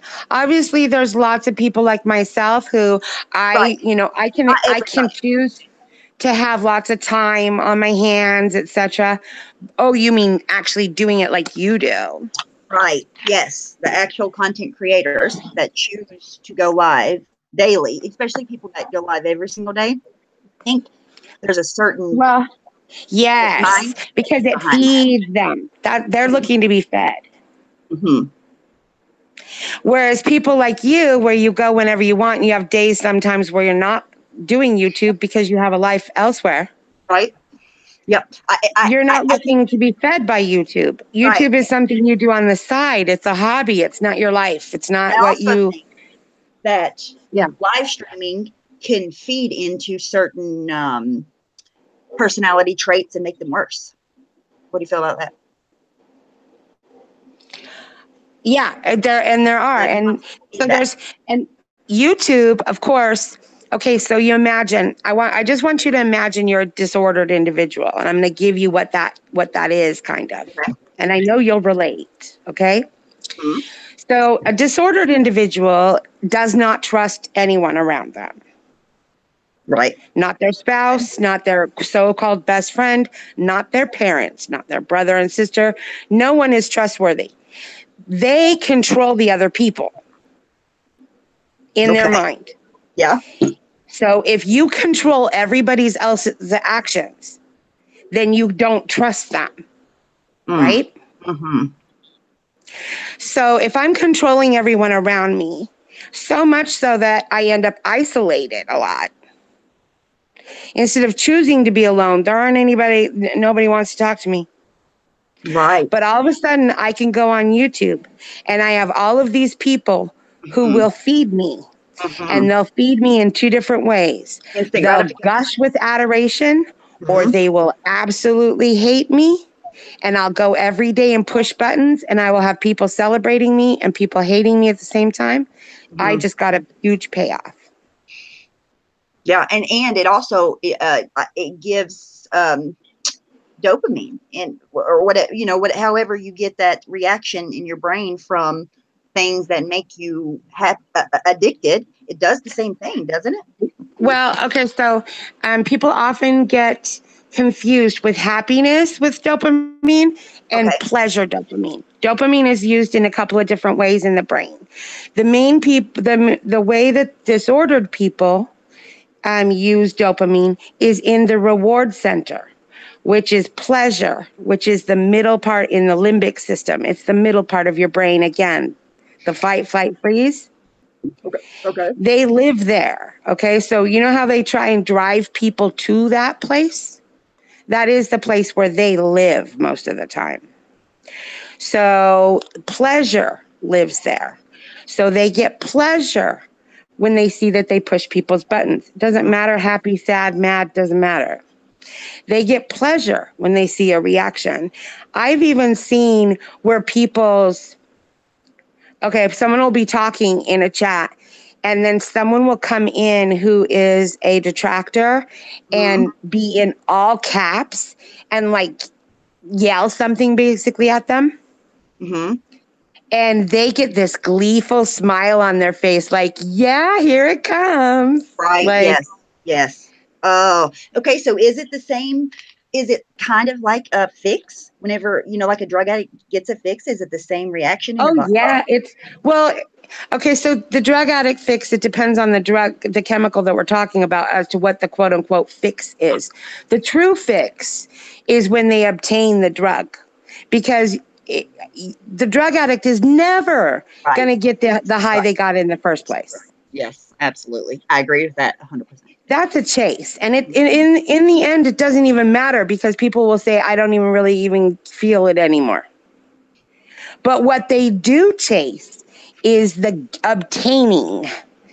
And in that way, we all have, okay, so do I have a second to explain how the dopamine reward system works? Okay. Go So ahead. we have this reward system that's automatically built into our brain, and it feeds us dopamine. It gives it to us. But what we have to do is set goals for ourselves. And when you accomplish the goal, you get a dopamine kick. So a small goal, you get a small hit.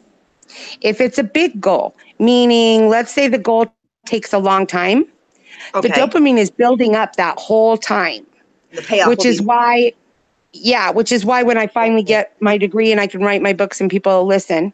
That's a scary thought. That's a scary thought right there, huh? Well, okay, so this is the way it works in an abusive relationship. This is why it's scary. In an abusive relationship, the target has put their happiness into the hands of the other person.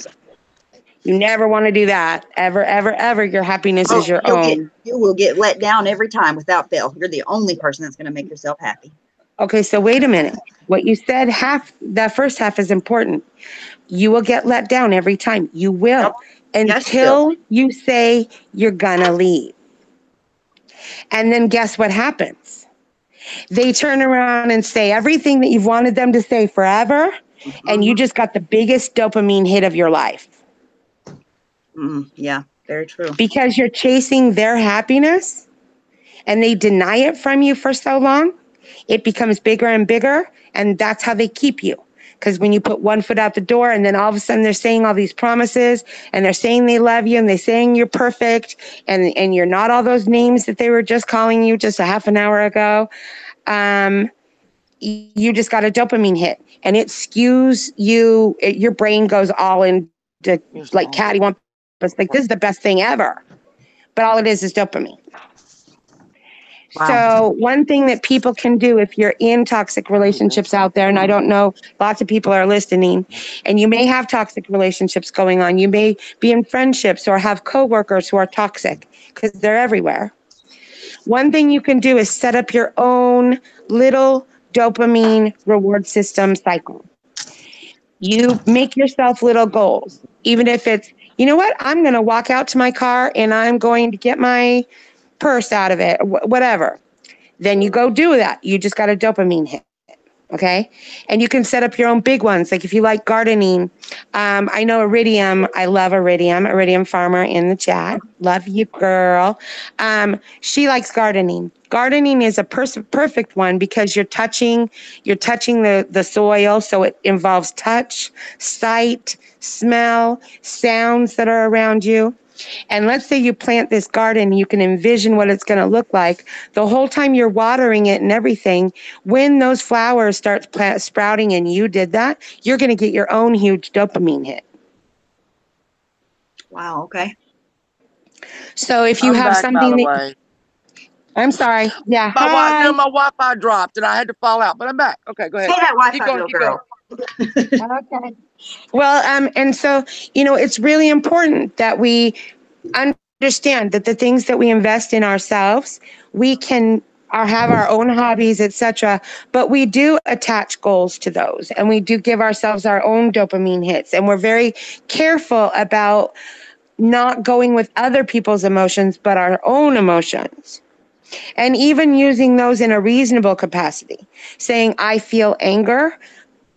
Anger's not running the show. It's just a component. Right now I'm feeling that way, but I'm going to use my brain, all of it, and decide what I want to do about that anger. Right? Yeah. She went under there. Yeah. Sorry, my cat got out. We're chasing a cat. So you guys, do you think that you would do some questions with me and Stephanie, you would be great because of your recovery and things like that, your information is so valuable to any community. Absolutely. I would love to. Miss Berrygarden too, if she would do it, if she'd be around. I'm sure she would absolutely do it as long as we let her know ahead of time. But yeah, I would do it in a second. I think we need to do more in this community of productive things. Well, it's so great that we have this platform, but we could use it for enhancing people's lives when they get off the keyboard. That's what I want to do more than anything else. Yeah, instead of when they're on the internet and when they're away from the internet, they're so riled up and just upset and sad and crying and all of those things. There's a lot that we can do too to foster the other side. Oh, yay. Thank you, Marla. I don't know if she heard. I'm going to try and put some content on my channel that's mental health related. And Stephanie, may I ask you a question about your drug rehab? Sure. Did you go into an actual rehab? Nope. Okay. When you do go into rehabs, and maybe there's people out there who are familiar, oftentimes they'll give you the exact exercises that I'll be talking about, but they don't tell you what it's doing to your brain. They just tell you, hey, today we're going to do art pictures, and we're going to have you pull out pictures of magazines and kind of draw your life, make your life story, right? And or they'll say, today we're going to do a list of 20 things you're grateful for, and then we're going to have everyone share what they're grateful for. What those do, those activities connect certain areas in the top part of your brain, because drug addicts, when you're in an addiction cycle, you are driven down to the limbic system, to the primitive brain. That's why drug addicts become liars. They become people who do not trust anyone, and no one around them is trustworthy. It's all removing you from the top part of your brain. So there's connections that are there, synapses. And I don't know if you guys know this, but every time when you go to sleep for the night, the connections you didn't use that day or connections that are older get cleared off. I feel like mine have never been the same since. Okay. It Like does make sense. It's not. It does. I'm not depressed. Yeah, I'm not sad. It's just like I'm not who I used to be. Right. But there is an aspect that you won't be who you were. You have a life experience that changes the way you look at the world.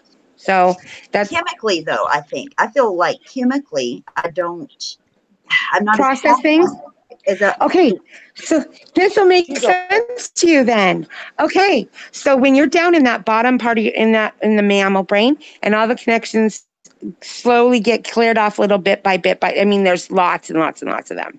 So, but when you're there for a while and those connections keep getting cleared up, imagine that it goes from a paved road that was taken care of to a road that has potholes, to a road that just now it's dirt and like there's almost no pavement yet. It's been eroded away.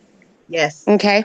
But the road in the mammal brain to get to anger, to get to frustration, to get to sadness, to get to grief, all of that's paved. It's paved really, really well.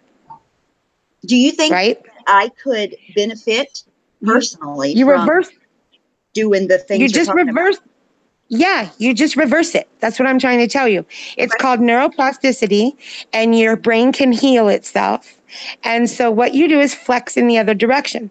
So because you've paved the road down to the mammal brain, you want to pave the road instead up to the higher brain. So what you do is activities that make your synapses go to the higher brain. And little by little, when you're going to sleep every night, it's clearing the connections off to the other part. So you're paving the other way. Marla said she feels the same way, so she knows exactly what I'm talking about. I'll do whatever work whatever that is needed. I would absolutely love that, because here's my thing. I was going back and forth on medication. I do not want to be on medication. I don't. If I can, I'm not against it. I just don't want to give my life to medication if I can help it. Okay, so this is without medication, but doing the same things, because basically the chemicals in your brain need to be kind of in a certain balance, and you need certain ones to feel happiness and to feel, those kinds of things like a complete, okay?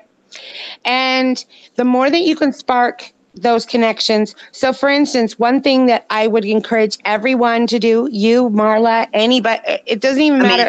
You don't have to have a drug problem to have this go on either. Like trauma, a car accident,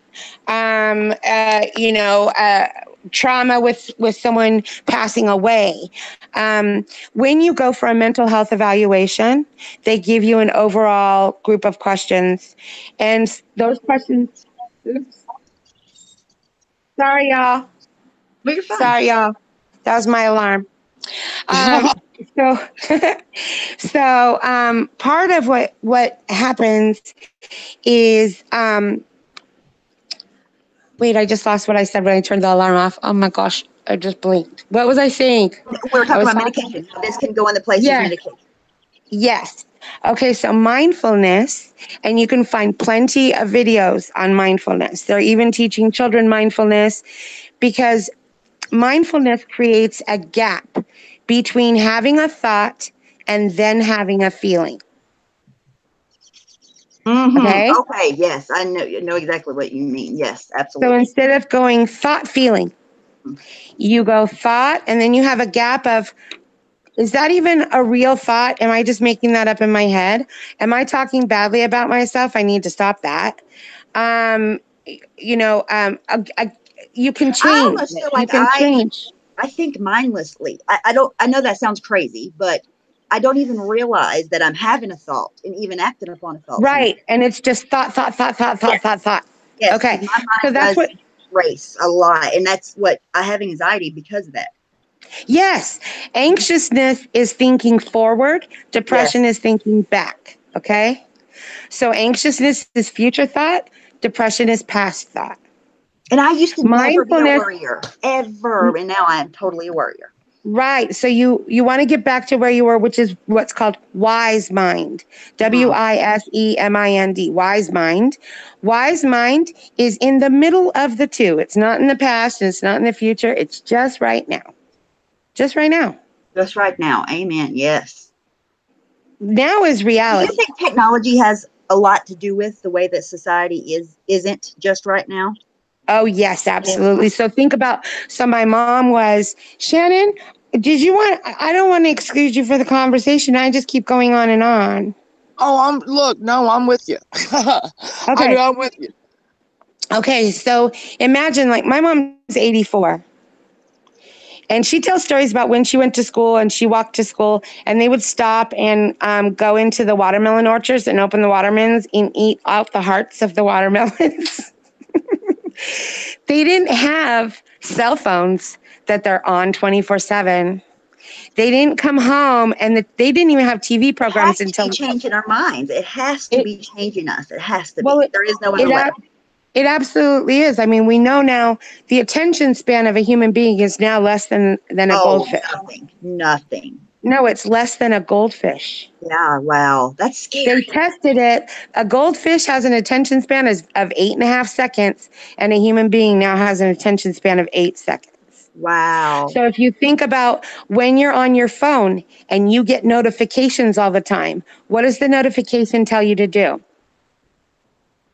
You're either going to go there right now because it's super important, or it's something you have to do next. Mm. Mm-hmm. So we always have next, next, next, next, next, next, next, next. But when do we have time where you're just walking down the street enjoying a walk and there's no We don't. audio? You're just listening to the sounds around you, and you're just in the moment with what's going on with you, and that's it. Okay, so you know that it's affecting us emotionally. Is it affecting IQs as well? I wouldn't say that. No. I Thinking about mean, anything but it, listening to that, I'm at peace. I think it is influencing our emotional intelligence. Because we're not feeding it. We're not even thinking about it. It's almost like it's not there anymore, right? Right. Well, we're not mindful. We're not mindful of, okay, so a lot of people get in cycles where, I think I said it earlier about how I'm in my own head all the time. Yeah. And I am in my own head all the time. And what people don't understand is, if you're using drugs, if you're running away, if you're moving from place to place, if you're in your head trying to stay ahead of something because you don't want to be sitting in your own head, Could have been like anything. that's a big problem because your head's going to go with you everywhere you go. I So think it's hard for me because I went so many years without having to be in my own head because my head was numb that and I you don't escaped know your how head. not to deal with that. I don't know how to Yeah. deal with it. And you escaped your head. You Yes. escaped your head over and over again. Yep. So it's okay. You just flex it back the other way. You just practice mindfulness. If you start making a list every day of 20 things you're grateful for, doesn't matter. Doesn't matter what day it is. Doesn't matter what kind of day it is. Doesn't matter if it's a bad day, good day, anything. You make a list. Commit to yourself that you're going to do it. In my opinion, every day that we see the light of day is a good day. Every day we're not in a war. Every day that we're not dealing with things like that is a good day. Well, that in itself, but when you're practicing writing the list down, there's something about and you have to write it down, not in your phone or anything else. Okay, 20, what's the list? 20 things you're grateful for. Okay, 20 things, great. Every day. And they can be the same things every day. They can change you can do whatever you want. To do it every day. Well, because the writing utensil in your hand is using touch. When you are making the words, when you make the words on the paper, you're going to be using your sight. Oh my God, I haven't written so long. You're so right. So what you're engaging your senses in the action, which only makes those synapses stronger. And the synapses to gratefulness are the same. It's the same road that you used for happy. Happy, altruism, and grateful all live in the left frontal lobe. Okay? They all live together. Gratefulness, altruism, and happiness. They all live in the same spot.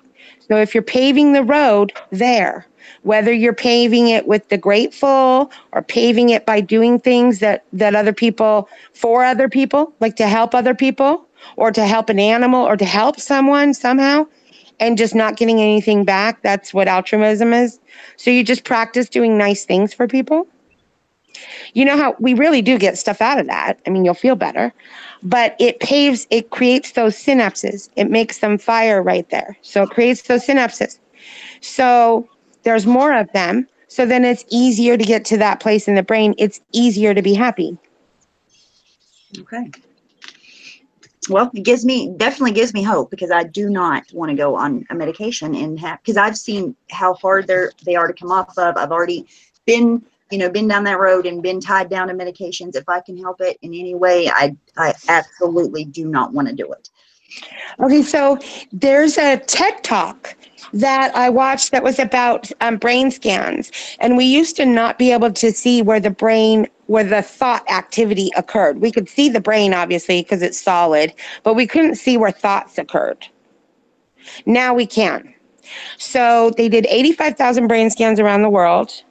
And there was a man who was scanned about 10 years ago, and he had a trauma when he was 4 years old. He fell down some stairs, and he had a brain injury in the right frontal lobe.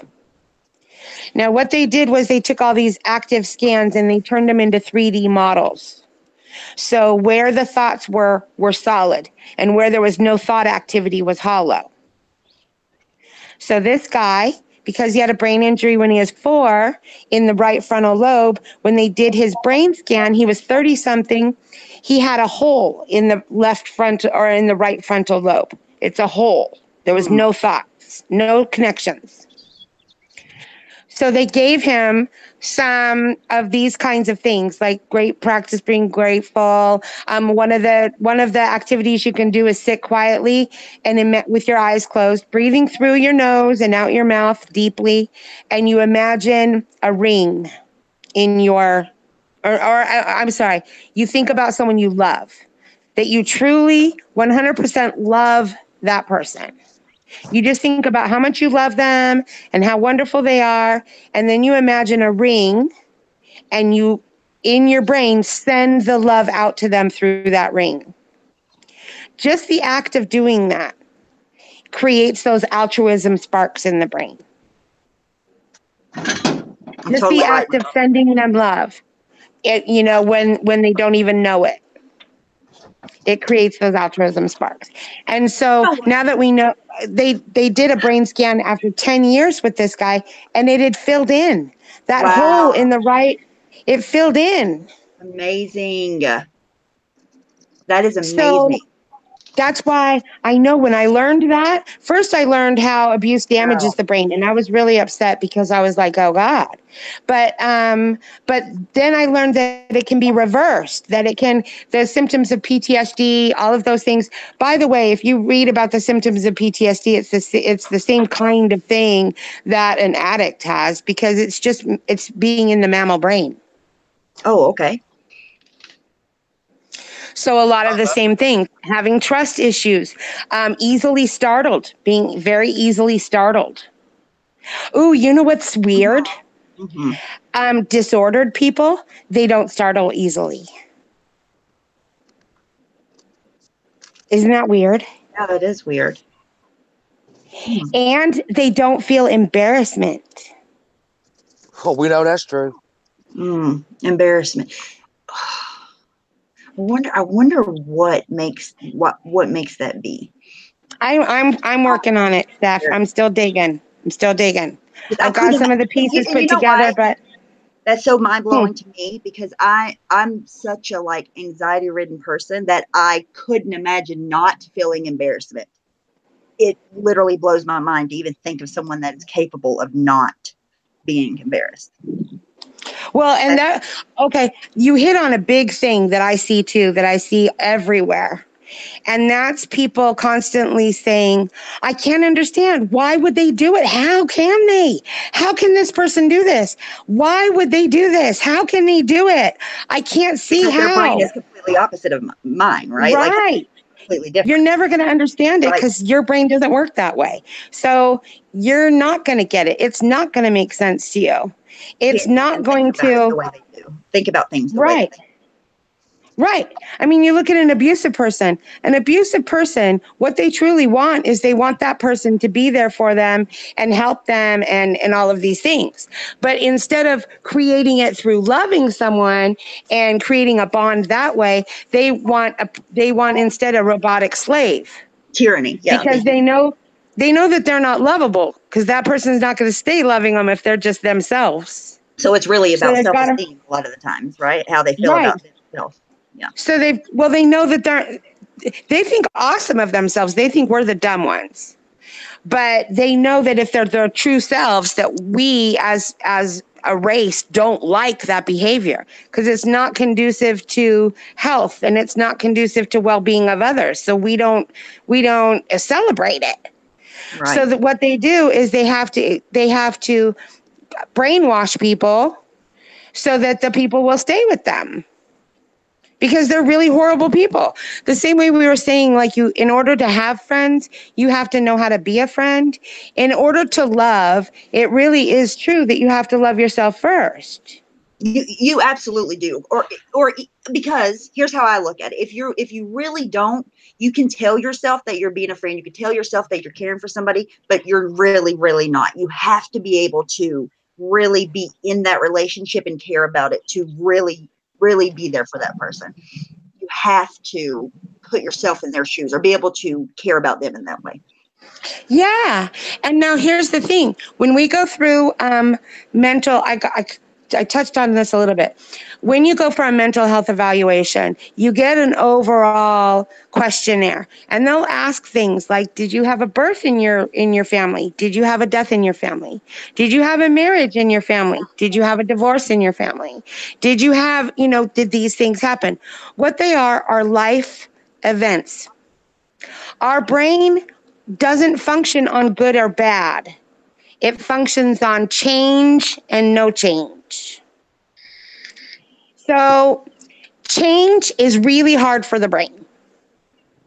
It likes things to be easy. Mm-hmm. And so the paths that you've created that it goes most often, it creates less energy to go to those paths, which is why you have to rewire the brain, and people will say it's hard for them to do that.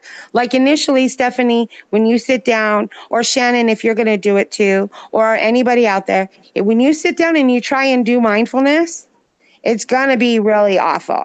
You know what's going to be the worst part is because it's such a habit. For me anyways, it's such a habit to look at my phone. A terrible habit. I'm not even looking at anything. I don't even care. But it's I do that mindlessly all the time. That part I've got to just not even have it anywhere around me whenever I do that. So I'll think about it. What I started doing with my phone is I leave it at home when I go for short distances away from home. That's what I'm going to have to do. Absolutely. Yes. Because it's out of habit. It's not even like I care or need to see what's on there, or I don't even care, but it's so, I've just done it for so many years now. Yeah, you have to break the habit. And at first, again, that's going to be hard because you're going to be like, my phone. Oh, I don't have my phone. I don't have my phone. It's going to be constant. but you just, the same way with mindfulness, when you're sitting there and you catch yourself thinking about something else other than that moment right there, how the cement feels under your butt, whatever it is, right? If you Yes, I catch don't think yourself about thinking about, any of that stuff. yeah, if you think about anything else, if you catch yourself that your mind is thinking about tomorrow and what you have to do, or what that cup of coffee you're going to make when you get up, or whatever it is, then you catch yourself. You don't punish yourself for that. You just catch yourself and go, no, I'm going to think about that later. Right now, it's about the tree. And you look at the tree and think how green the tree is, and how, I feel you like just keep initially, bringing it back. You I feel just keep initially that's bringing going to it make back. me more anxious because I'm going to Right. feel And like I'm concentrating. But after the fact, it's going to be amazing because well, at first, you have to realize your my brain is thoughts going to are go, what make me anxious. yeah, at first your brain is going to go, whoa, this is different. We don't want different. We don't want different. Different means something. Different means something. Different means not good. We don't want different. But you have to override that. You have to know that this works. They're even employing it in the military now because they know that it creates resilience to PTSD. Sufferers with PTSD, if you practice mindfulness every day for 2 weeks, there was a 50%, 40 to 50% drop in every single person that had PTSD when they Wow, did that. 100%. Yeah, 100%. I mean, Amazing. Google, the companies in my area, in Mountain View, that's a little ways from me, but those companies like Intuit, Google, all the big corporations, they have floors and rooms that are dedicated to mindfulness. How hard is it to, okay, once something is like discovered that it actually works, how hard is it until it's super, super mainstream and everybody's using it? Well, it's now that I said this to you, and those people out there who are aware and are like, okay, mindfulness, I have to think about mindfulness. You're going to start seeing it everywhere. It was on the front cover of some magazine, like Newsweek or Okay, so it something. is Like, mainstream already. oh, yes. But unfortunately, we have such a stigma about mental illness that if anyone says it in relation to mental, quote unquote, mental health, people automatically think that's for crazy people. Okay. Like, Okay. So they're no, going to it's not. concentrate on the label Yeah, that's and just not like, concentrate on getting better. I got you. yeah. Yeah. And everyone has situations where, remember I just said it's about births or deaths or accidents or whatever. That's all trauma to the brain. Some of it's bigger than others, but we all go through all these things. When those things happen, you're practicing mental health. The same way that exercising is good for your body, exercising your brain in a certain direction that is controlled by you so that you can control your brain is really, really important. And people shouldn't dismiss it like they do. And they shouldn't label it as they do with like mental illness means it's an illness. Just like you don't look down on people when they get the flu or if they or it's the same kind of thing. And it's more prevalent now, not because everywhere. Yeah, it's just because of the way our society is now. Our society is leading to more mental illness. It's not a stigmatized thing. It shouldn't be. It's just the result of society, the way that it is right now with technology and whatnot. I always get upset when doctors or people throw medicine at somebody, like a kid. I've seen this 100 times with kids. Oh, your kid has ADD, blah, blah, blah. Here's some medicine. No. I mean, take the medicine. But there's something else going on. Do you know what I'm saying? I mean, it's kids act. Something's going on. Don't throw a pill at him and say, okay, stop. What I don't like is that a lot of people do that without saying we need a mental health professional to look at them too. Exactly. It's not physical. It's not all physical. Right. It should have to be. I think it should be required. My friends that poured dope down their kids' throats.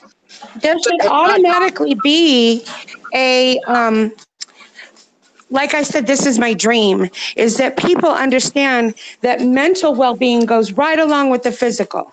Yes, it If should you be have a automatic. traumatic injury, then you need to have your brain looked at after your leg gets set from being broken. If you have if you're going through a stressful time, a divorce, a marriage, anything like that, you should have a mental health professional that you feel comfortable with on the roster, same as having a lawyer, same as having a general physician, someone that's your team member. And so the stigma causes people not to get help until it's way further down the road than they Right. do, right? Yeah. And Right. and it also causes people to walk around with a lot of these symptoms going on and not even knowing that there's something they could do about it. Yeah, I had never heard of this before that you're talking about. I had no idea.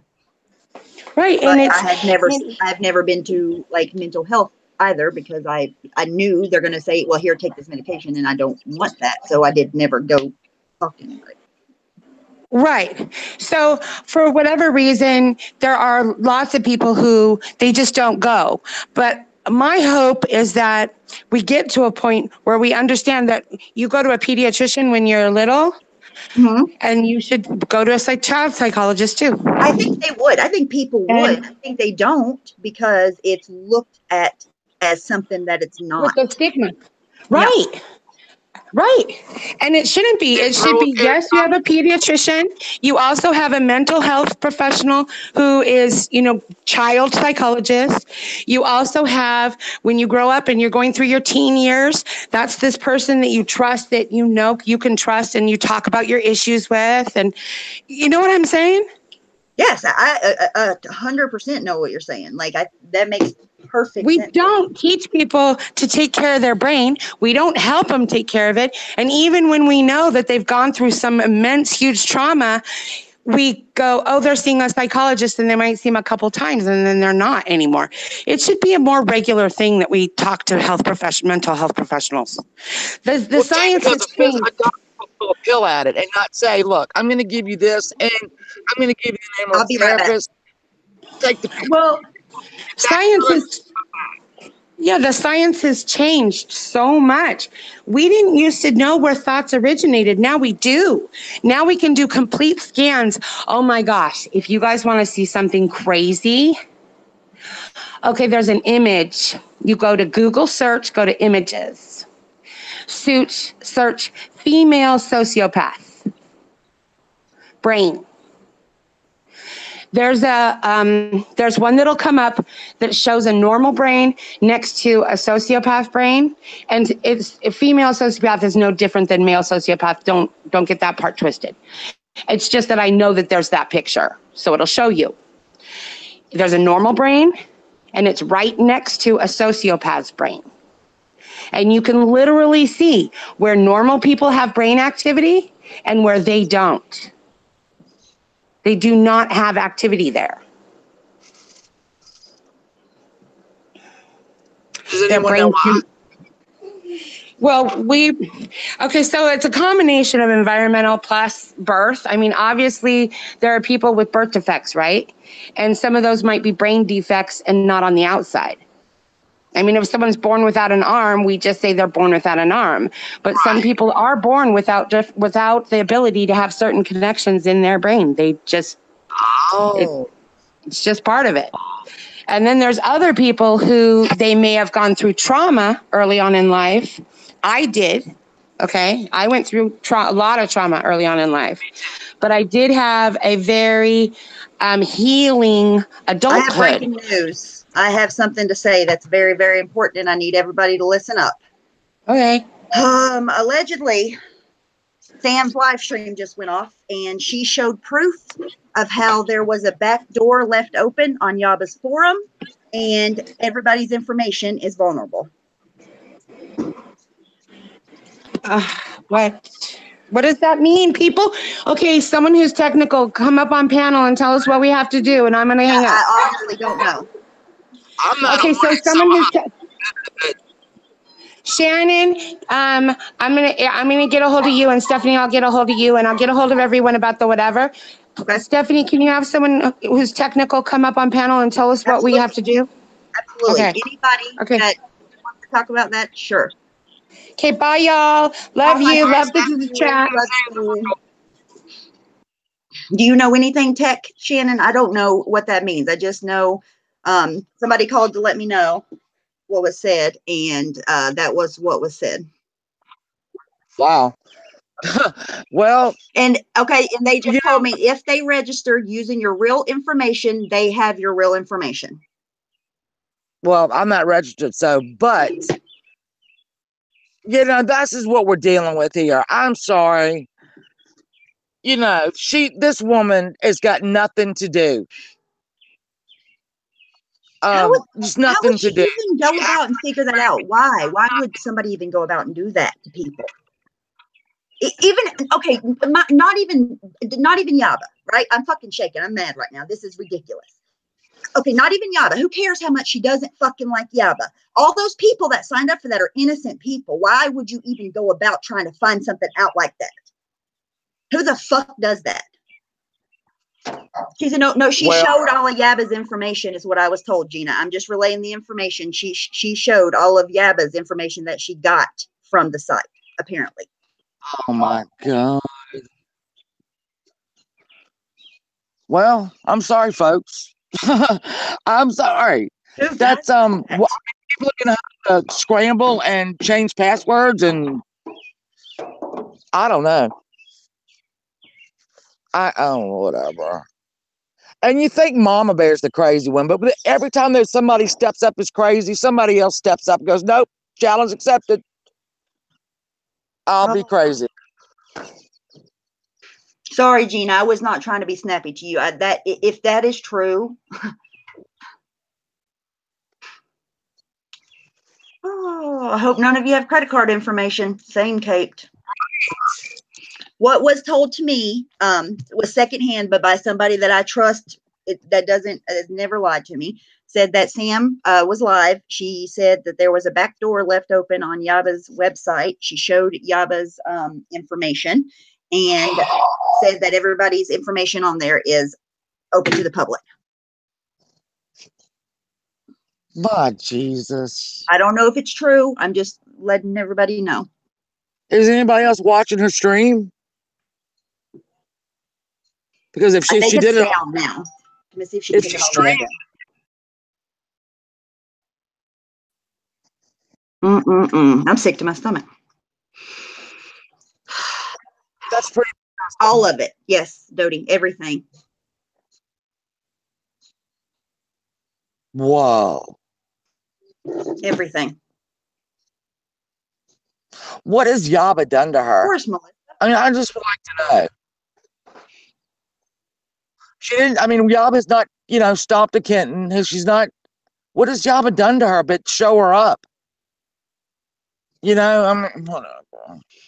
I'm shaking. Yaba is wicked smart, And that's not Yaba's fault. Why would? No, it's not. No, it's this woman. I mean, even go about doing something like that to dox fucking hundreds of people for fucking what? Because they're fans of somebody on YouTube? Yeah. Well, people need to go handle it. I don't know what to say. That's disgusting. Yaba didn't even do anything last night. No, she didn't, Melissa. Oh, I'm shaking. Yaba ain't got nothing to, look, come on now. It's not her fault. This is why I got so mad today, is that innocent people, were dragged into nonsense. Yep. If Katie said that she called so-and-so's work, that'll work itself out. I don't even know if Katie said that. I wasn't watching that stream. Katie did. That'll work itself out. Okay, wait. Sam did not show all her info. She just showed how the back door is wide open to anyone and how it's easy to get people's personal information. Well, but now, right, somebody's going to go and get people's personal information. Like, who says that? Who? She stalks hundreds of people. Yeah, basically. Is Yaba in the room? I can't see chat. Oh, that's again, like I said, this is not Yaba's fault, and I don't know why you would want to hurt innocent people the way you do, Sam. I'm searching for an answer. I swear to God, I can't think of one. Just because you got, I mean, we'll see. Who made a fool of Sam? You big buddy ATX made a fool of you. Yaba didn't do it. They said Katie didn't do it. I'm not a fan of Katie. Nobody knows that. So now you're gonna strike everyone who is in Yaba and Katie's forum. that makes no fucking none, no sense. Why would you want to even tell people that the information's there? For what reason? To hurt Yaba? That's not going to hurt Yaba. It's not her fucking fault. The innocent people that are now, people are trying to get their information.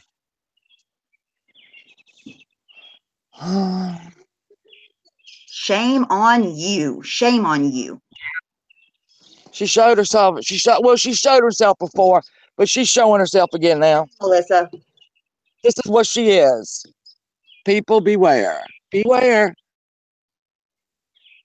Maybe she said it to warn people. I'm sure she said it to warn people. You're giving her too much credit, Stephanie. No, she didn't say it to warn people. She had malicious intent in saying that 100%. And even if she did say it to warn people, she still warned the other people, the hackers that want to go and get information as well. What kind of Maggie May says, what kind of mind comes up with that level of evil? I do not know.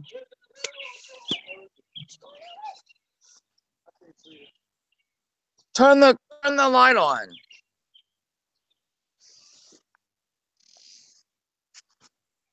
Exactly. Iridium says if she wanted to warn people, she'd have someone neutral contact Yaba. I don't blame you, Nathan. Wow, wow, wow, wow. Shocked. Absolutely lovely, Steph.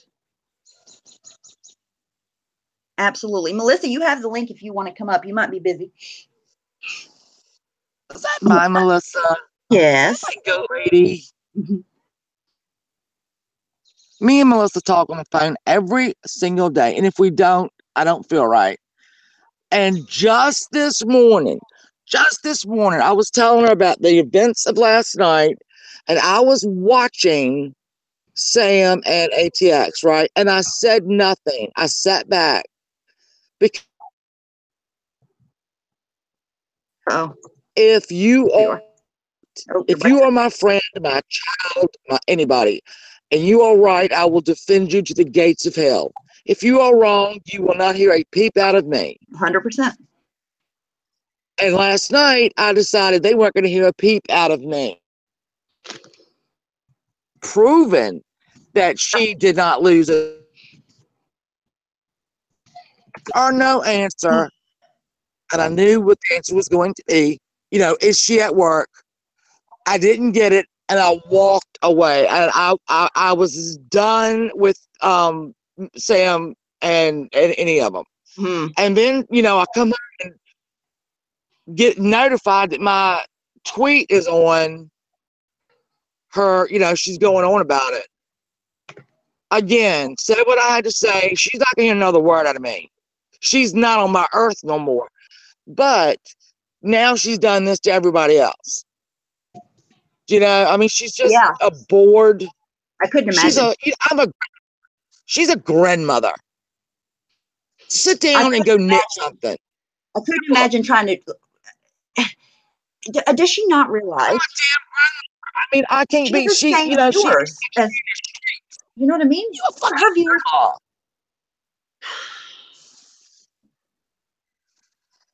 Oh, this woman. Has it come out yet? I don't know what else to say. I mean, shit. It's scary enough trying to keep your identity and credit information from being stolen these days, but my Lord, why do they have to hide in holes and not venture anywhere real or virtual? Mm-mm-mm. Mm-mm.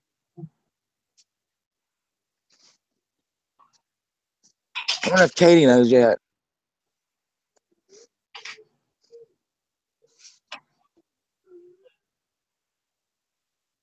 Are you spraying water in that hole?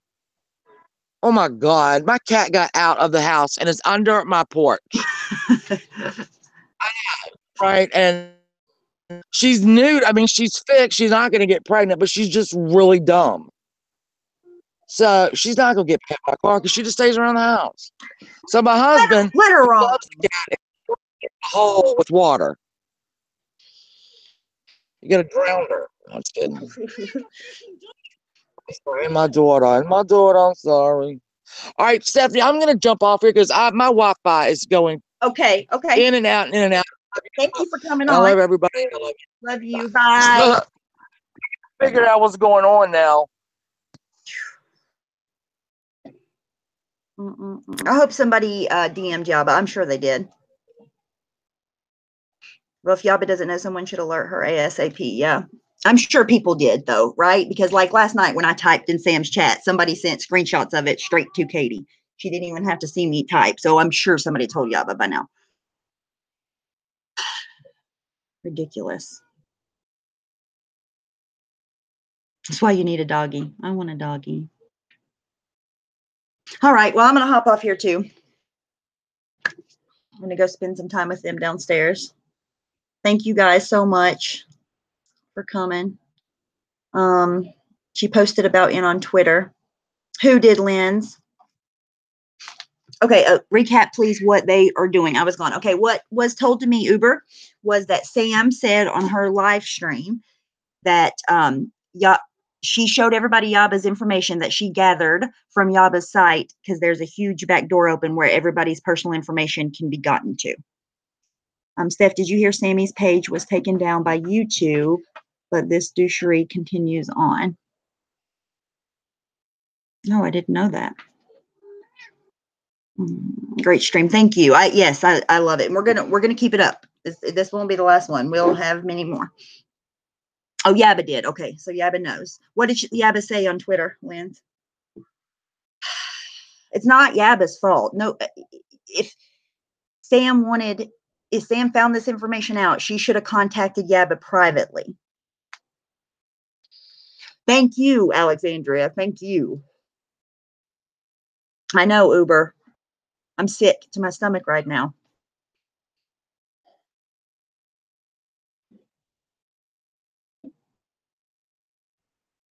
I need a dog, but I want better. I don't want a dog if I can't give it what. Yep. See, for me, I live in an apartment right now. Well, it's what do you call this? A townhouse. So I don't want to get a dog until I have an outside and a yard and a fence and all the things. Great stream. Thank you all so much. I was trying to see what Lynn's said Yaba said on Twitter. I feel awful for Yaba. Awful for her. It's not her fault. I don't understand the malicious intent behind this. The real world is a bastard, and if you don't play the bastard game, you get nowhere, unfortunately. She said she's aware, and she was the only one affected. How does she know that, though? I mean, everybody's information's on there. How would she know that? She's the only one affected.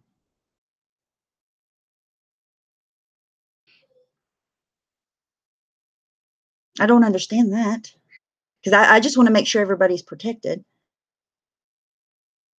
Because, yeah, but no, I mean, how would she know that there's, if the back door is open, how can she prove that she's the only one that was affected? That's all I want to know. And that is not to be shady in any form. I'm just trying to protect the people involved.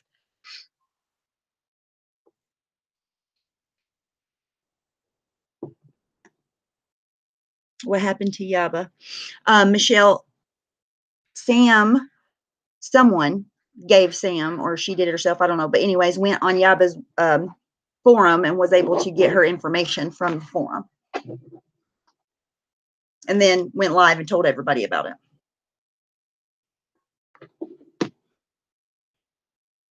Yeah, because it's not like Sam Mine's collateral damage. Yeah, right, Maggie. She obviously told a live stream full of people. How would you know that nobody went in there and got that? They are playing so loud. Okay, well, I'm gonna hop off here. I'm sure she'll get it figured out. I hope that nobody's personal information is out there. Sucks. Sorry, Yaba, that anybody would fucking do that to you. That absolutely sucks. Thank you guys for coming, and I'll talk to you soon. Bye.